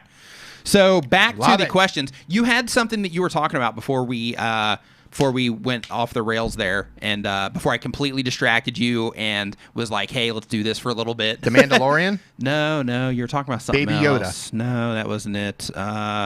Yeah, I'm not sure. I can't remember. So I'll get into another question, and then as soon as I get into that question, I'll it'll interrupt probably you. come. I'll Yeah. interrupt you as soon as Okay, you so the start. next question on the list is from Kamal Hakal, and they upload 7 times per week. They've been on YouTube for 3 weeks. Brand new to YouTube. Welcome to YouTube. They have a fitness channel. We were reading Oh yeah, value propositions. value propositions. Okay, yeah, back it back up. Go ahead and start reading them. But we're, you know what? We're so far past those now. Yeah, sorry, But you can scroll up. you answer the question. Self-publishing with And Dale. I'm- What's up, man? What's up, Dale? Go ahead. I Roberto gotta go Blake, back. I gotta helping go you back. build your brand and business online. Nice. Perfect, right? Good stuff. Good Oh, stuff. did you find some? Go ahead and read some. Yeah, absolutely, Dan. You can. I'll send you the unlisted link, or you can just pull it from your notifications if you have your notifications on, just so we can like capture the moment without question. So just as a timestamp, so you know, Dan, we're at the 1 hour 59. We just as I was saying that, we crossed into 2 hours. So that's where we're at on the timestamp. So we started talking about that. We'll say, to be on the safe side, about the 1 hour and 57-minute mark ish. So right around there, if you want to write that down, so you can pull it later. But yeah, absolutely. Janine says, I help inspire people to find the best skincare products and routine for their skin by sharing my knowledge, experience, and reviews. Nice. Here you go. Good. And this is for, I can't scroll back anymore. It's stopping me. Is it? Oh, no. So here's something else on the goal side of things. Here's something I want everybody to do. So, and don't do this if you're driving, because I know people are listening to this in different places. So here's something I want everybody to do right now. So for people that really want to get something out of their YouTube channel, like what I want you to do right now is I want you to, because you can hear me. So as long as you're not driving or doing anything where you need your eyes, I want you to take a deep breath real quick, and I want you to close your eyes. And I want you to look at this. And I want you to think about I want you to just start to envision, like, if everything was perfect, exactly how you wanted it in 5 years from now, in terms of what it is that you're trying to do with your YouTube channel, or you can even apply this to your life right now if you want. But if everything was exactly how you wanted it to be 5 years from now, what would that look like? You don't have to say it in the chat, but what would that look like to you? when you're thinking about that, think about, like when you wake up every day, what is it that you would be doing? Like if you are one of those people that are on here and you're like, hey, I want to make YouTube like my full-time thing, right? Or I want to build like a business around my YouTube channel. Like start thinking about, I just want you to think about when you wake up, what would your day look like? When you wake up, what's that first thing that you would do? How would you structure your day? Who are the people that you would be hanging around with, right? What type of environment would you be working in? Would you be in like a studio? Would you just have like your comfortable desk that you sit at with like your, you got some music playing where you can kind of sit there and get in your groove and all of that stuff to make sure that you're in your, nice creative state, so to speak. Like what would all of that look like for you?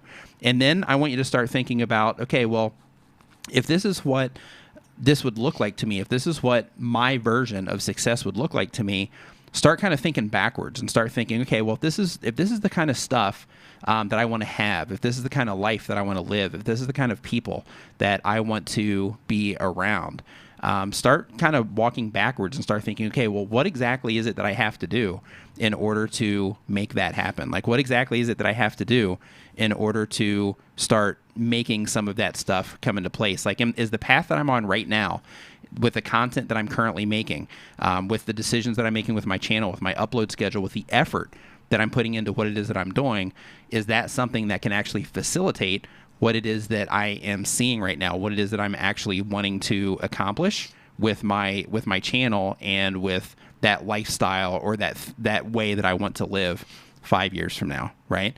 I just want you to take that moment and just think about it, because like when Dee asked about the value proposition, a lot of people dropped that in there because they knew, but there's also a lot of people that didn't, right? And for the people that didn't, it's really important to make sure, and you can open your eyes now if you are sitting there with your eyes closed. Oh, thank you, man. I was over here just like lost, and I'm just like, man, I'm just like clicking on stuff. Like, but I just want you to think about like, like if you don't know, you were doing something naughty over there. No. My eyes. No. If you don't know your value proposition and all of that stuff, like it's important to go ahead and start getting that stuff in place, because like if you really want to turn what it is that you're doing into something, and that's YouTube or really anything, like you have to be able to see what it is that you're after, right? You have to be able to see, like, if everything goes my way, this is what I'm going to look like. I'm not necessarily sure exactly how all the pieces are going to go together yet, but this is exactly how I want things.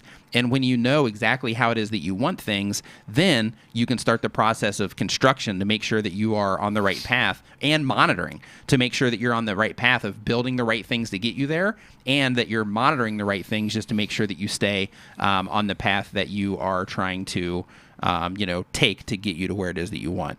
So I just wanted to take that, that moment and just kind of put that on you in terms of just, know what it is that you want. Because if you don't know what it is that you want, you're just going to be making content and just kind of being pulled in whatever way it is that you want. And this is with anything. You're just going to be getting pulled in every way it is that you want. And instead of doing your thing, you're going to, get pulled into other things that you might not necessarily care about. And it's going to make it difficult for you to get that thing that you have in your brain. So it's really important just to make sure that you know what that is that you're after, so that you can, craft a way to get there. So. I was like zoning out over there. I was like, had some like monk chat going on in my head. Yeah, I know it's kind of weird. I know it's just kind of weird, but I think that's just an important. It's important to know what it is that you're after. If you don't know where you're going, what they say. If you don't know where you're going, you can't get there. You don't know how to get there. We should have had Neil talking about that. We should have actually. Right? Could have had like a sound bite. Yeah. Right. I want you to think about. Right. Yeah. Close your eyes. Close your eyes. Close your eyes. And I want you to think about purple poppy fields. Oh, that'd be awesome. Totally awesome. Right. And gingerbread houses. Mike Phillips, how's it going? Lindsay, how's it going? So for the third time. Adventures in Dirt, what's up? Kamal Hakal. They've been on YouTube for, they upload 7 videos per week. They've been on YouTube for 3 weeks. They do fitness content, and the goal is to reach more audience. So, and this is one of those situations, like the goal is to reach more audience, right? That's everybody's goal. So That's kind of like a built-in thing. If you're uploading content, Roger. if you're uploading content, you obviously want other people to see it, right? If you're uploading content, if you're taking the time to put together a cool video, you obviously want other people to see it, right? In almost every case. So of course you want to reach more audience. So this is one of those situations where it's like, okay, you want to reach more audience, but why do you want to reach more audience? Why does that matter? Why is it even something that you care about, right? And the reason that you care about it probably is because it's going to help you reach some type of goal that you either know that you're after or that you think that you know that you're after. Scully, I got you, man. So nail that, right? But the question is YouTube going to turn down the small channels, which is lower than 1,000 subs and 4,000 hours of watch time because of the 10th December update? No, they're not. That's not what that is about. That is not about small channels. That is about protecting children, and it has absolutely nothing to do with small YouTube channels. So, yeah, so don't worry about that in terms of them deleting you just because you have a smaller YouTube channel. YouTube, every single channel on YouTube was small at one point. There are channels that are being created today that this time next month, they will be a successful channel in some way, shape, or form. There are channels that were made 2 years ago that here in the next few months are going to end up being a very successful channel on YouTube, right? These channels are always popping. And if YouTube were to just say, hey, guess what? All of a sudden, if you have a small channel, you're out of here, then they just cut their lifeline, right? So absolutely not. They're not going to, just delete a bunch of small channels just because they don't have more than 1,000 subscribers. Were you going to say something? Scully, it's going well, and I just realized I don't have a camera view right here where I can show you. Maybe we'll work that on tomorrow's You got NDI? stream. Yeah, but it's not set up in here. Oh, yeah. It's all that's DMX. right. That's right. Yeah. What are you trying to do? I asked me how the costume is coming. So now it's cool season here in Thailand. The humidity's gone, so I've been outside painting. Everything is finally painted. Everything except for the helmet. So I've got top to bottom, gloves, boot, everything is completely painted, all accessories ready to go, except for the helmet, which I'll be working on over the next week. So yeah, I'm fired up for that. You will definitely see pictures when that's coming together. Nice. Fired up. And the race is on. I'm trying to get it all wrapped up before the 19th, which we get Star Wars. Get some trooping going on. Nice. Yeah, Nice. we'll see. Nice. Looking good, though. I changed the color. I was going with like the green, the boba green. Yeah. I ended up going like matte black. Nice. Doing my own thing. Nice. Yeah. Nice. Doing your own thing. Looks good, man. Being unique.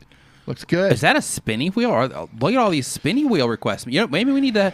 It's the holidays. Maybe we need, not today, but maybe next weekend we should get out the spinny wheel for some holiday stuff. If there's enough spinny wheels right now, we got to be careful. Right. That's Look true. at what happened to Mark Pyler. Only right? one spinny wheel per person. Yeah, one spinny wheel per person. Yeah. If you want us to bring back the spinny wheel next week, let us know. One spinny wheel So per if you're person. not familiar, just so I can show you here real quick. So we had a small period of time where we were doing this, and on this spinny wheel, we were basically doing giveaways. So we have a one tip to where we would basically pull up a channel and give a one tip, where we'd give one tip to that particular channel and things they could do better. We had like a Tuber Tools $100 tubertools.com $100 giveaway on there. We had a TubeBuddy upgrade, a free TubeBuddy upgrade for TubeBuddy users. We had more one tips. We had a Tube Spanner 1 month free there, which I think she officially has opened now, by the way, tubespanner.com. Then we've got like another spin, all this stuff. Basically just giving away some stuff. So if you want this next week, let us know right now by dropping a spinny wheel. A single spinny wheel. Multiple spinny wheels will actually not pull the spinny wheel out. So just a single spinny wheel. All right, so we just got a couple, right? So we got just a few, not too much. It looks like just a few people want the spinny wheel. I'm actually going to try to put that on the sit down because I'm curious. What you're going to try to put the NDI on, or you're trying to do your costume? I'm going to put this top on to see if I can sit down in it. Plus, I'm going to see if it'll look because I'm going to show it on mine tomorrow. Oh, okay. It's Good. looking Sounds good. Okay, so we got some spinnies. Right, we got some spinny stuff in here. That's good. All right, not too much, but a little bit. Okay, maybe we will. Maybe we'll bring it back just for like a short period of time, maybe for just like 30 minutes or something, and see how that goes next week. Oh, yeah, it's a member emoji only. Okay. So with that said, it looks like all of the greens here are putting that emoji. So in that case, yeah, okay, it looks like we'll bring it back for a little bit next week. So D, help me remember that we are bringing that back next week, please. All right. So next up, we are going to. Okay, so there it is. It's official. We will bring back the spinny wheel next week, and we will, give some stuff away. It's the holiday season, feeling giving, all that good stuff. We can do some cool stuff, D. I've got like that Audio Technica AT2020 that I don't use. It's just kind of sitting there. Right. Could give that away. Hey, who here needs a microphone? It's like a microphone. It's an XLR microphone that goes into your computer. Who needs one of those? Because maybe we can put that on. If a lot of people need that, maybe we can put that on the spin wheel. Okay, so we've got some in here. Okay. Oh, yeah, a lot. Look at that. Boom. Okay. Yeah, so maybe we'll put that on the wheel. Okay, yeah, we'll try to come up with some cool stuff because it's the holidays. We'll try to come up with some cool stuff and see what we can do there. Okay, cool. So I'm going to get in some more questions here while D is doing whatever D is doing over there. Gaming Pancakes, the question is that they've been on YouTube for 3 years. They do comedy and entertainment. I want one day to start getting ad revenue, but until then, I just want people to have a laugh. My name is Gaming Pancakes, but I don't do gaming. Huh. That's kind of a, I want to change my name, but I have already gotten to 1,000 subscribers. What do I do? Go ahead and change your name. You're fine. Go ahead and change your name now, because it's going to be even more difficult when you have 10,000 subscribers. Just go ahead and change your name now. Do it now. Get it over with while you can. Just let people know. Changing my name, right? It's not going to have like a humongous impact on what it is that you're doing. Just go ahead and change it now that you can go ahead and get it over with. Rohan and Ryan says, says they upload 4 Oh, wow, that's cool. Yeah. So that's pretty cool. So this is where he's at so far. I don't know how you can. I can do that. Hold on. Let's see. Yeah, I don't know how you can off topic. see this here. Not sure. I can sit down. Here, dude. No, you're gonna mess that up. It's okay. Here, just go over here. Yeah, no, that doesn't Yeah, work. there we go. That's this little work area over there. No, you can't see it. So I got another arm thing for here, and these go on here. Yeah, you can't see it all. You can't see the stuff. Yeah. I'll see if I can sit in it, though, without breaking it. Hopefully I don't break it. Yeah. Nope, center it up a little bit more. Yeah, okay. Talk. Yep, a little bit more. Okay, keep talking. A little bit more. Okay, Yeah, talking. that works. That works. All right. So, yeah, that's so I his... can actually sit in it. That he actually looks like works. Star-Lord. Who? Who? Yeah, so with all the pieces, right? It's oh, man. The DeLorean. That's funny. Doug called you the DeLorean. So all this stuff goes on there. I got some more stuff on the arm. The DeLorean. Yeah, that's funny. That's what the it is. DeLorean. That's so good. Pretty dope. I actually haven't sat down in it yet, so I was thinking, I'm going to try to sit in it. Yeah. Actually, it doesn't break. So I had to MacGyver this thing so I could sit down in it. Yeah, I guess you can kind of swing out a little bit and they can kind of see there. Just a little bit. I got like the Protect that the family plate. jewels. Yeah. Yeah. Got to protect them. This actually took me a long time to figure out how to connect it. What kind of metal is that made out of? It's not Beskar. Yeah, it's funny. So you guys got a little peek there, a little behind the scenes peek there. The Urban Neil says, Nick and D, there's a Zen recording in your messages on Discord. Nice. I would love to send you a script, Neil, and just have you actually make one. It's because your voice is like so chill, but it'd be kind of weird. Like I'm sitting there at guided meditation by Neil, and I know that he's like doing all kinds of crazy stuff in terms Neil? of all the Right. in terms of him just being Neil. Right. So it's like I'd be sitting there thinking about that. That would be hilarious. Right. Yeah, we'll definitely check that out, Neil, when the stream's over. Okay. So next up on the list here is Rowan and Ryan. They are doing gaming content. They're doing it as a hobby, and they say, why copyright owners taking whole revenue from a 1-hour video of a 30-second copyrighted content? Welcome to YouTube.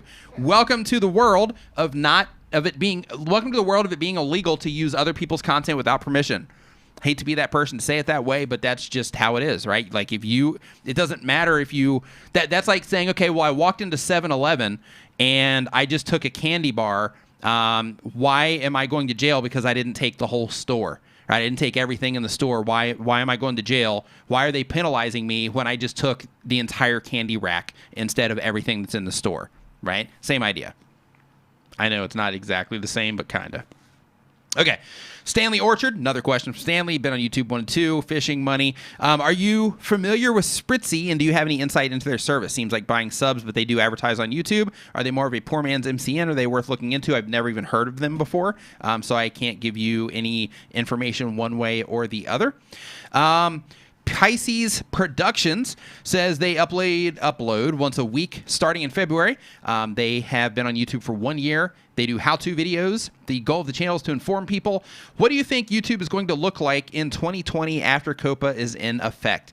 I think that some of the children's channels, the channels that target children, are going to... hopefully YouTube has something that they do for them, but I think that, unfortunately, I think that a lot of them are going to be in a pretty rough situation. And I think that for a lot of the other content creators, I think that there will be some examples made of people marking their content inappropriately.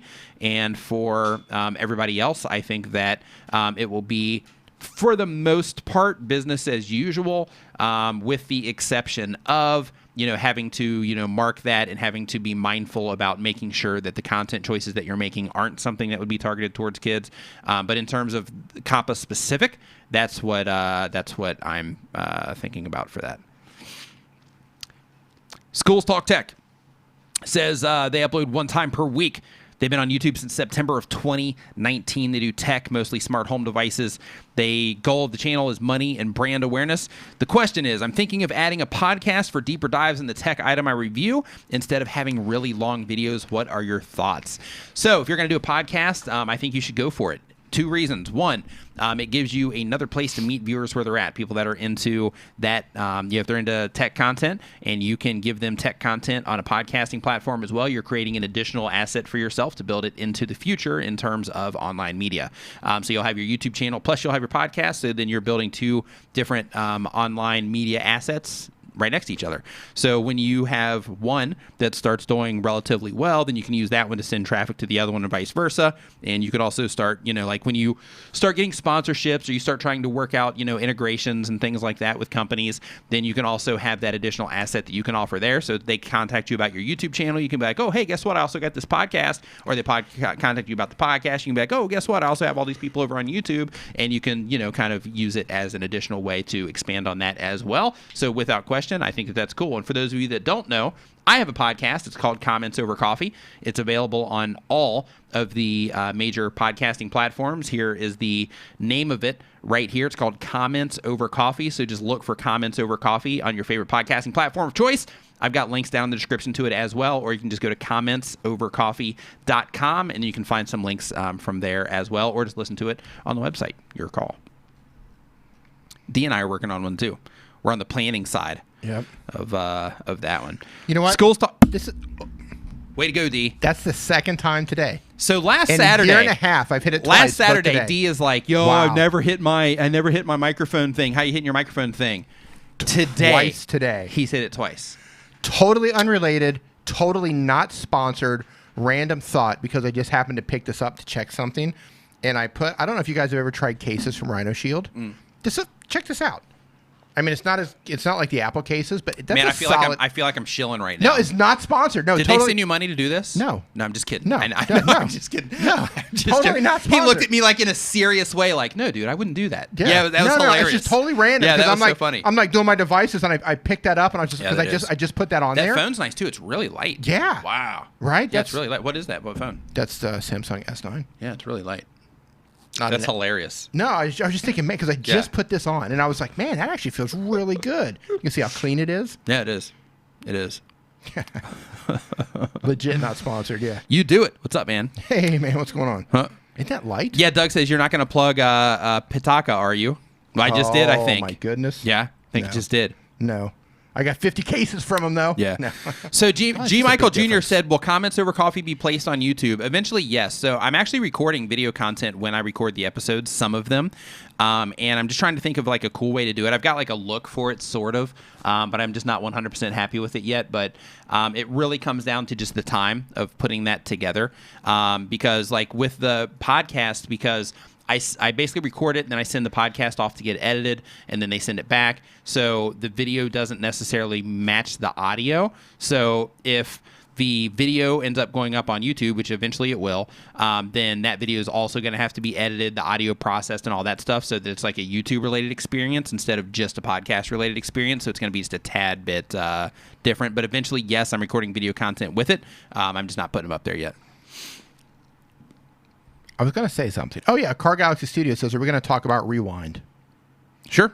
I turned it off after 1 minute. Yeah, I don't even think I made it a minute. Yeah. Yeah. Yeah, I was just like, oh, another one of these. Okay, whatever. I'm out. A minute was I being- didn't care. a Yeah, I minute- just didn't care. Yeah, here's the thing. I get it. Somebody made them. They were doing their best to be creative, I guess. But I put YouTube, I hold YouTube to a higher standard. And I just, after a minute, I was like, I don't really need a recap of the most liked videos. Yeah. Like, Yeah, it's like I either saw it or I didn't. Don't care. Right. Either way. Yeah, Like, it was- I'm- yeah. Yeah, like it's not. Yeah. yeah. Like So, yeah, not really into it. Yeah. I mean, I'm not going to go down on it and like, boo, but like, not interested. Yeah. Not for me. Mac Eats says that they have a iPhone 11 Pro. They've been on YouTube 3 months. They do food reviews. It's a hobby. I reached eligibility for a custom URL about 3 weeks ago, and I haven't received any info on it. Uh-oh. I only got an email saying congratulations on your milestone, but no link to fill in the URL. Does it usually take this long for a URL? No, doesn't. No. You can usually get it really quick. Yeah. That's So yeah, so I would actually tweet at Team YouTube. at Team YouTube. Yeah, at Team YouTube, and see if they can help you with that. You need to go into your actual dashboard, and there's a part to claim custom URL. Yes. You got to Yeah. make sure you go in there and actually claim it. Mm-hmm. And actually, is that in Studio? Claim that URL. I haven't looked for that in Studio. I know it's in Yeah, Classic. I haven't looked It's for it. either in Studio. Classic, well, it's not Studio anymore. It's either in the new YouTube. Yeah, YouTube it'd Studio. probably be under your settings tab. Yeah. On There's beta. If There's it's a in place you have to claim it. Okay, so one more thing here, just as a heads up, I do want to remind you that we do have the YTubers Reddit. So if you are a Reddit user and you're just joining us, I do want to let you know that we just recently opened up a YouTuber subreddit over there. So I really want to encourage you, if you are on Reddit or next time that you're on Reddit, to head over to YTubers. If you just put that in the search bar, you'll see it. Or you can just go to reddit.com/RYTubers, and you can join the community over there. We're having a lot of fun over there. And is this a good thumbnail? If not, say to correct me. That is not the type of stuff that we are necessarily looking for over there, because we don't want to turn it into that. There's other subreddits for that. So I'll end up removing that specific one later, but you get the idea. It's more, conversational, like this is a thing that I'm doing with my YouTube channel, or like that kind of stuff. We're not looking for review videos or, anything like that over here, but I do encourage you to head over there and join. We just opened it, and we've got like 333 people over there right now. And if you are on Reddit, I do encourage you to head over there and check it out. Some big plans for it. Yep. Danielle, cutting the caboose in the house. What is up? She says, fool everyone into thinking that you have just eaten an apple by rubbing your tummy and saying loudly, that was a lovely apple. That's good. You could do that with bananas. You could do it with apples. You could do it with grapes, even. Speaking of bananas, somebody was in the chat earlier talking about they were Thank you, Danielle. We appreciate it. duct taping a bunch of bananas to the wall. I think on a video or something. They're like covering the wall with duct tape bananas or something. Interesting. In the chat, they were talking about this earlier. Duct taping bananas to the wall. Really, seriously, in this chat. Interesting. Yeah, it just like blew by me, and I was like, duct taping bananas to the wall. Yeah, you're What? like, and then it was did gone. I just see that? And then I went Yeah. back to look for it, and then like, poof, gone. Nice. Yeah, so don't understand the reference there. Next question is from Yard Envy. Yard Envy says they upload once. They've been on YouTube for 5 months. They do lawn care. Their goal of the channel is for fun and to make a living. The question is, they go through and explain the first 48. And what our expectations should be and what YouTube does with the video. I ask because after about 48 to 72 hours, my video seems to drop off, even with good watch time retention and CTR. Okay, so in terms of good watch time retention and CTR, I'm not 100% sure on what you're basing that on. I'm not saying that you don't have that, but typically here's how that process works.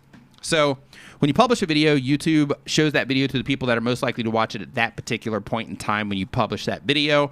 That's where you typically get that surge. It's a new piece of content. They're like, hey, this is the sample of people that we think should watch this video, or not that we think should watch it, that we think would be interested in possibly watching this video right now at this point in time. These people are the most qualified people. They've either subscribed to your channel, they've watched content similar to yours recently. They might have just watched a video on something that is similar to the type of content that you make, and because of that, YouTube says, hey, they just hit their homepage, or they're watching this video here. Let's recommend it to them over here and see if they click on it. They just went back to their homepage. Let's show it to them on their homepage. See if they click on it there. They don't even have to be a subscriber to your YouTube channel, but they just have to be somebody that YouTube thinks that is the most likely to watch that piece of content at that particular point in time.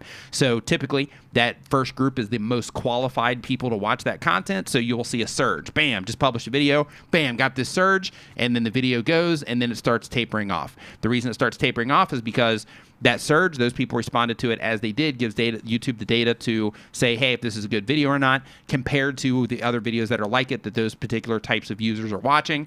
And then it starts saying, okay, well, let's try to show it to more and more people and see how they respond to it. And then what happens is as they start showing it to more and more people that are a little bit less qualified to see it, and then a little bit more or less qualified to see it, and a little bit more or less qualified to see it, then what happens is those people stop responding to it as much as the people in the beginning did. And because of that, the video slowly kind of goes down into this thing to where it just hits this little stable place. And then that stable place is like, okay, well, hey, at least these people are still responding to it, so we'll keep showing it to them. And then that happens for a little bit. And then depending on if it ends up finding more people that are the right type of person that would watch that video at any specific point in time, then those videos can also end up coming back on the back end to where, let's say it's been on YouTube for a week or it's been on YouTube for a month, to where the platform will say, well, not it won't say, but it'll be like, well, hey, let's try to show this to a few other people, because out of all of the handful of people that have been watching this over the course of the month, these types of people are responding to it. So let's start showing it to more people that we think are also likely to watch this at this point in time based on all this new data that we've collected over the last 28 days. And then they start showing it to people, and then they start responding to it at a higher rate. And then that video ends up doing better and better and better over time. Or it does the same exact thing where it'll have like a little lift, and then it'll kind of go down, and then a little up, and then a down. And then it just ends up being in like a nice little consistent like little place until it either does that and dies, or it just keeps driving continuous traffic over a long period of time, or it'll have like ups from time to time, and then downs, and then ups and downs, and all of that. That's kind of how that whole thing works. So I just hey Leela, how's it going? I just grabbed a random question, or it's not a question, just a comment out of the chat. I just wanted to expand on this. So, did it go away? Man, this thing goes too fast. Way to go, D. Hold on. Way to go, D. It was you had something to say, and it just went away. Way to go, D. I love it. This chat thing is funny. So it was from Pat Wallace, and I'm going to back up. He says, there it is. He says, what's the question? Nope. He said, I guess the algorithm isn't into my style. So here's it's people. Here's the thing. It's people. It has right. It's people. Right. So here, I'll let. Do you want to do it? Yeah. Okay. I'll carry it, and you can. Yeah. So don't think of the algorithm as something that's put into place to help your video. Algorithms. Yeah, they're not something that's put into place to help your video. The algorithm follows the audience. The algorithm is for the audience. So if anybody in the chat is thinking, oh, the YouTube algorithm doesn't like my videos, the problem is people aren't responding to your videos. If people respond to your videos, the algorithm sees that, and then it will show your video to more people. But because the people aren't responding to your content, that's the problem. So you need to think about, okay, why aren't people responding to my content?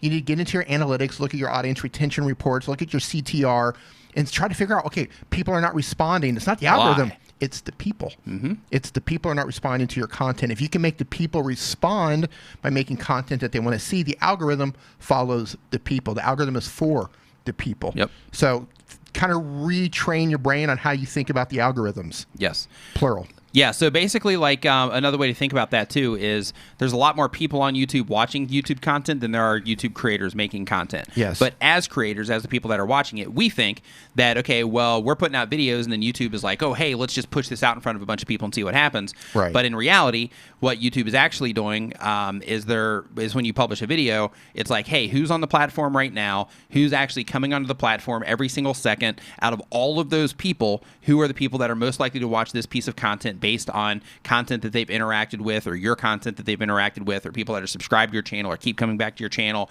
or people that are watching content that's similar to the stuff that you just put out, and then they show it to those particular people. Tony Jacobson is in the house. What's up, Tony? And then based on how they respond to it, that's how everything keeps on trucking, I think would be a decent word there. Yeah, if you were thinking about like 1974. Yeah. Keep on trucking would be a proper thing to say, I guess. All right.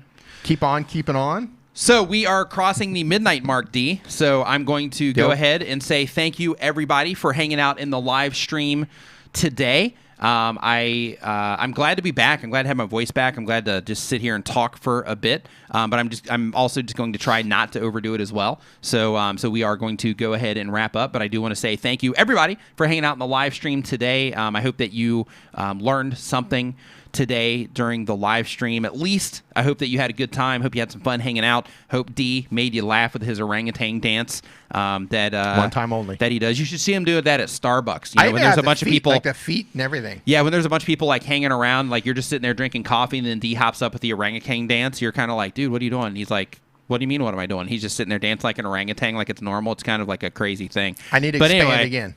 So pipe cleaner, we got to keep this going. It says it also has to do with your competitors. Most likely, YouTube has assigned you to a group of your direct competitors, and the algorithm compares them to you nonstop. Yes, they look at the data, but that data comes from the audience responding to that content. Yeah, it always goes to the audience. Right. So if they're and that's true. They're looking at, watch time, CTR, all that stuff, and they're placing content. you similar content. They're placing you based on all that stuff, but it's all because of the audience and how they responded to that content. So yes, but it always goes back to the audience. And I want to thank everybody who hung out with our tech issues. Yes. We're streaming on a new platform today. Yeah. Same platform, but different software. Trial by fire. Yeah. So thank you. So thank you for hanging out. Yeah. Also, I do want to say again, Franklin family, thank you for that reminder. I also want to say again, congratulations again to Dan, Creator Fundamentals, for crossing 50,000 subscribers. Yes. Hey. Looking forward to hanging out again at the People Video. It's going to be a blast. But yeah, so thank you everybody. In addition to that, thank you everybody for hanging out. We appreciate it. If you haven't subscribed to D yet, make sure you subscribe to D. A link to him is in the description. A link to our subreddit that we just started is down in the description. A link to my podcast is down in the description. A bunch of other stuff down there for YouTubers, so make sure you check that out. Thank you so much for watching. D? Yeah, mods, thank you. Thanks for everybody hanging out. Thanks for the super chats. We had some great questions today. We did really good questions. Really good questions. Yeah. Again, Dan, fist bump. Congratulations. Congratulations to everyone who Thanks, hit Mike. We milestones appreciate today. it. Mike, I got to drop this one last time. Super chat. I'll be streaming on my channel. Yes. Tomorrow evening. I got to figure out how I'm going to set all this up. I might just go with my phone or something tomorrow. We'll see. All right. I'll see you guys tomorrow, and we'll be back next Saturday. Have a great one. We'll see you next time.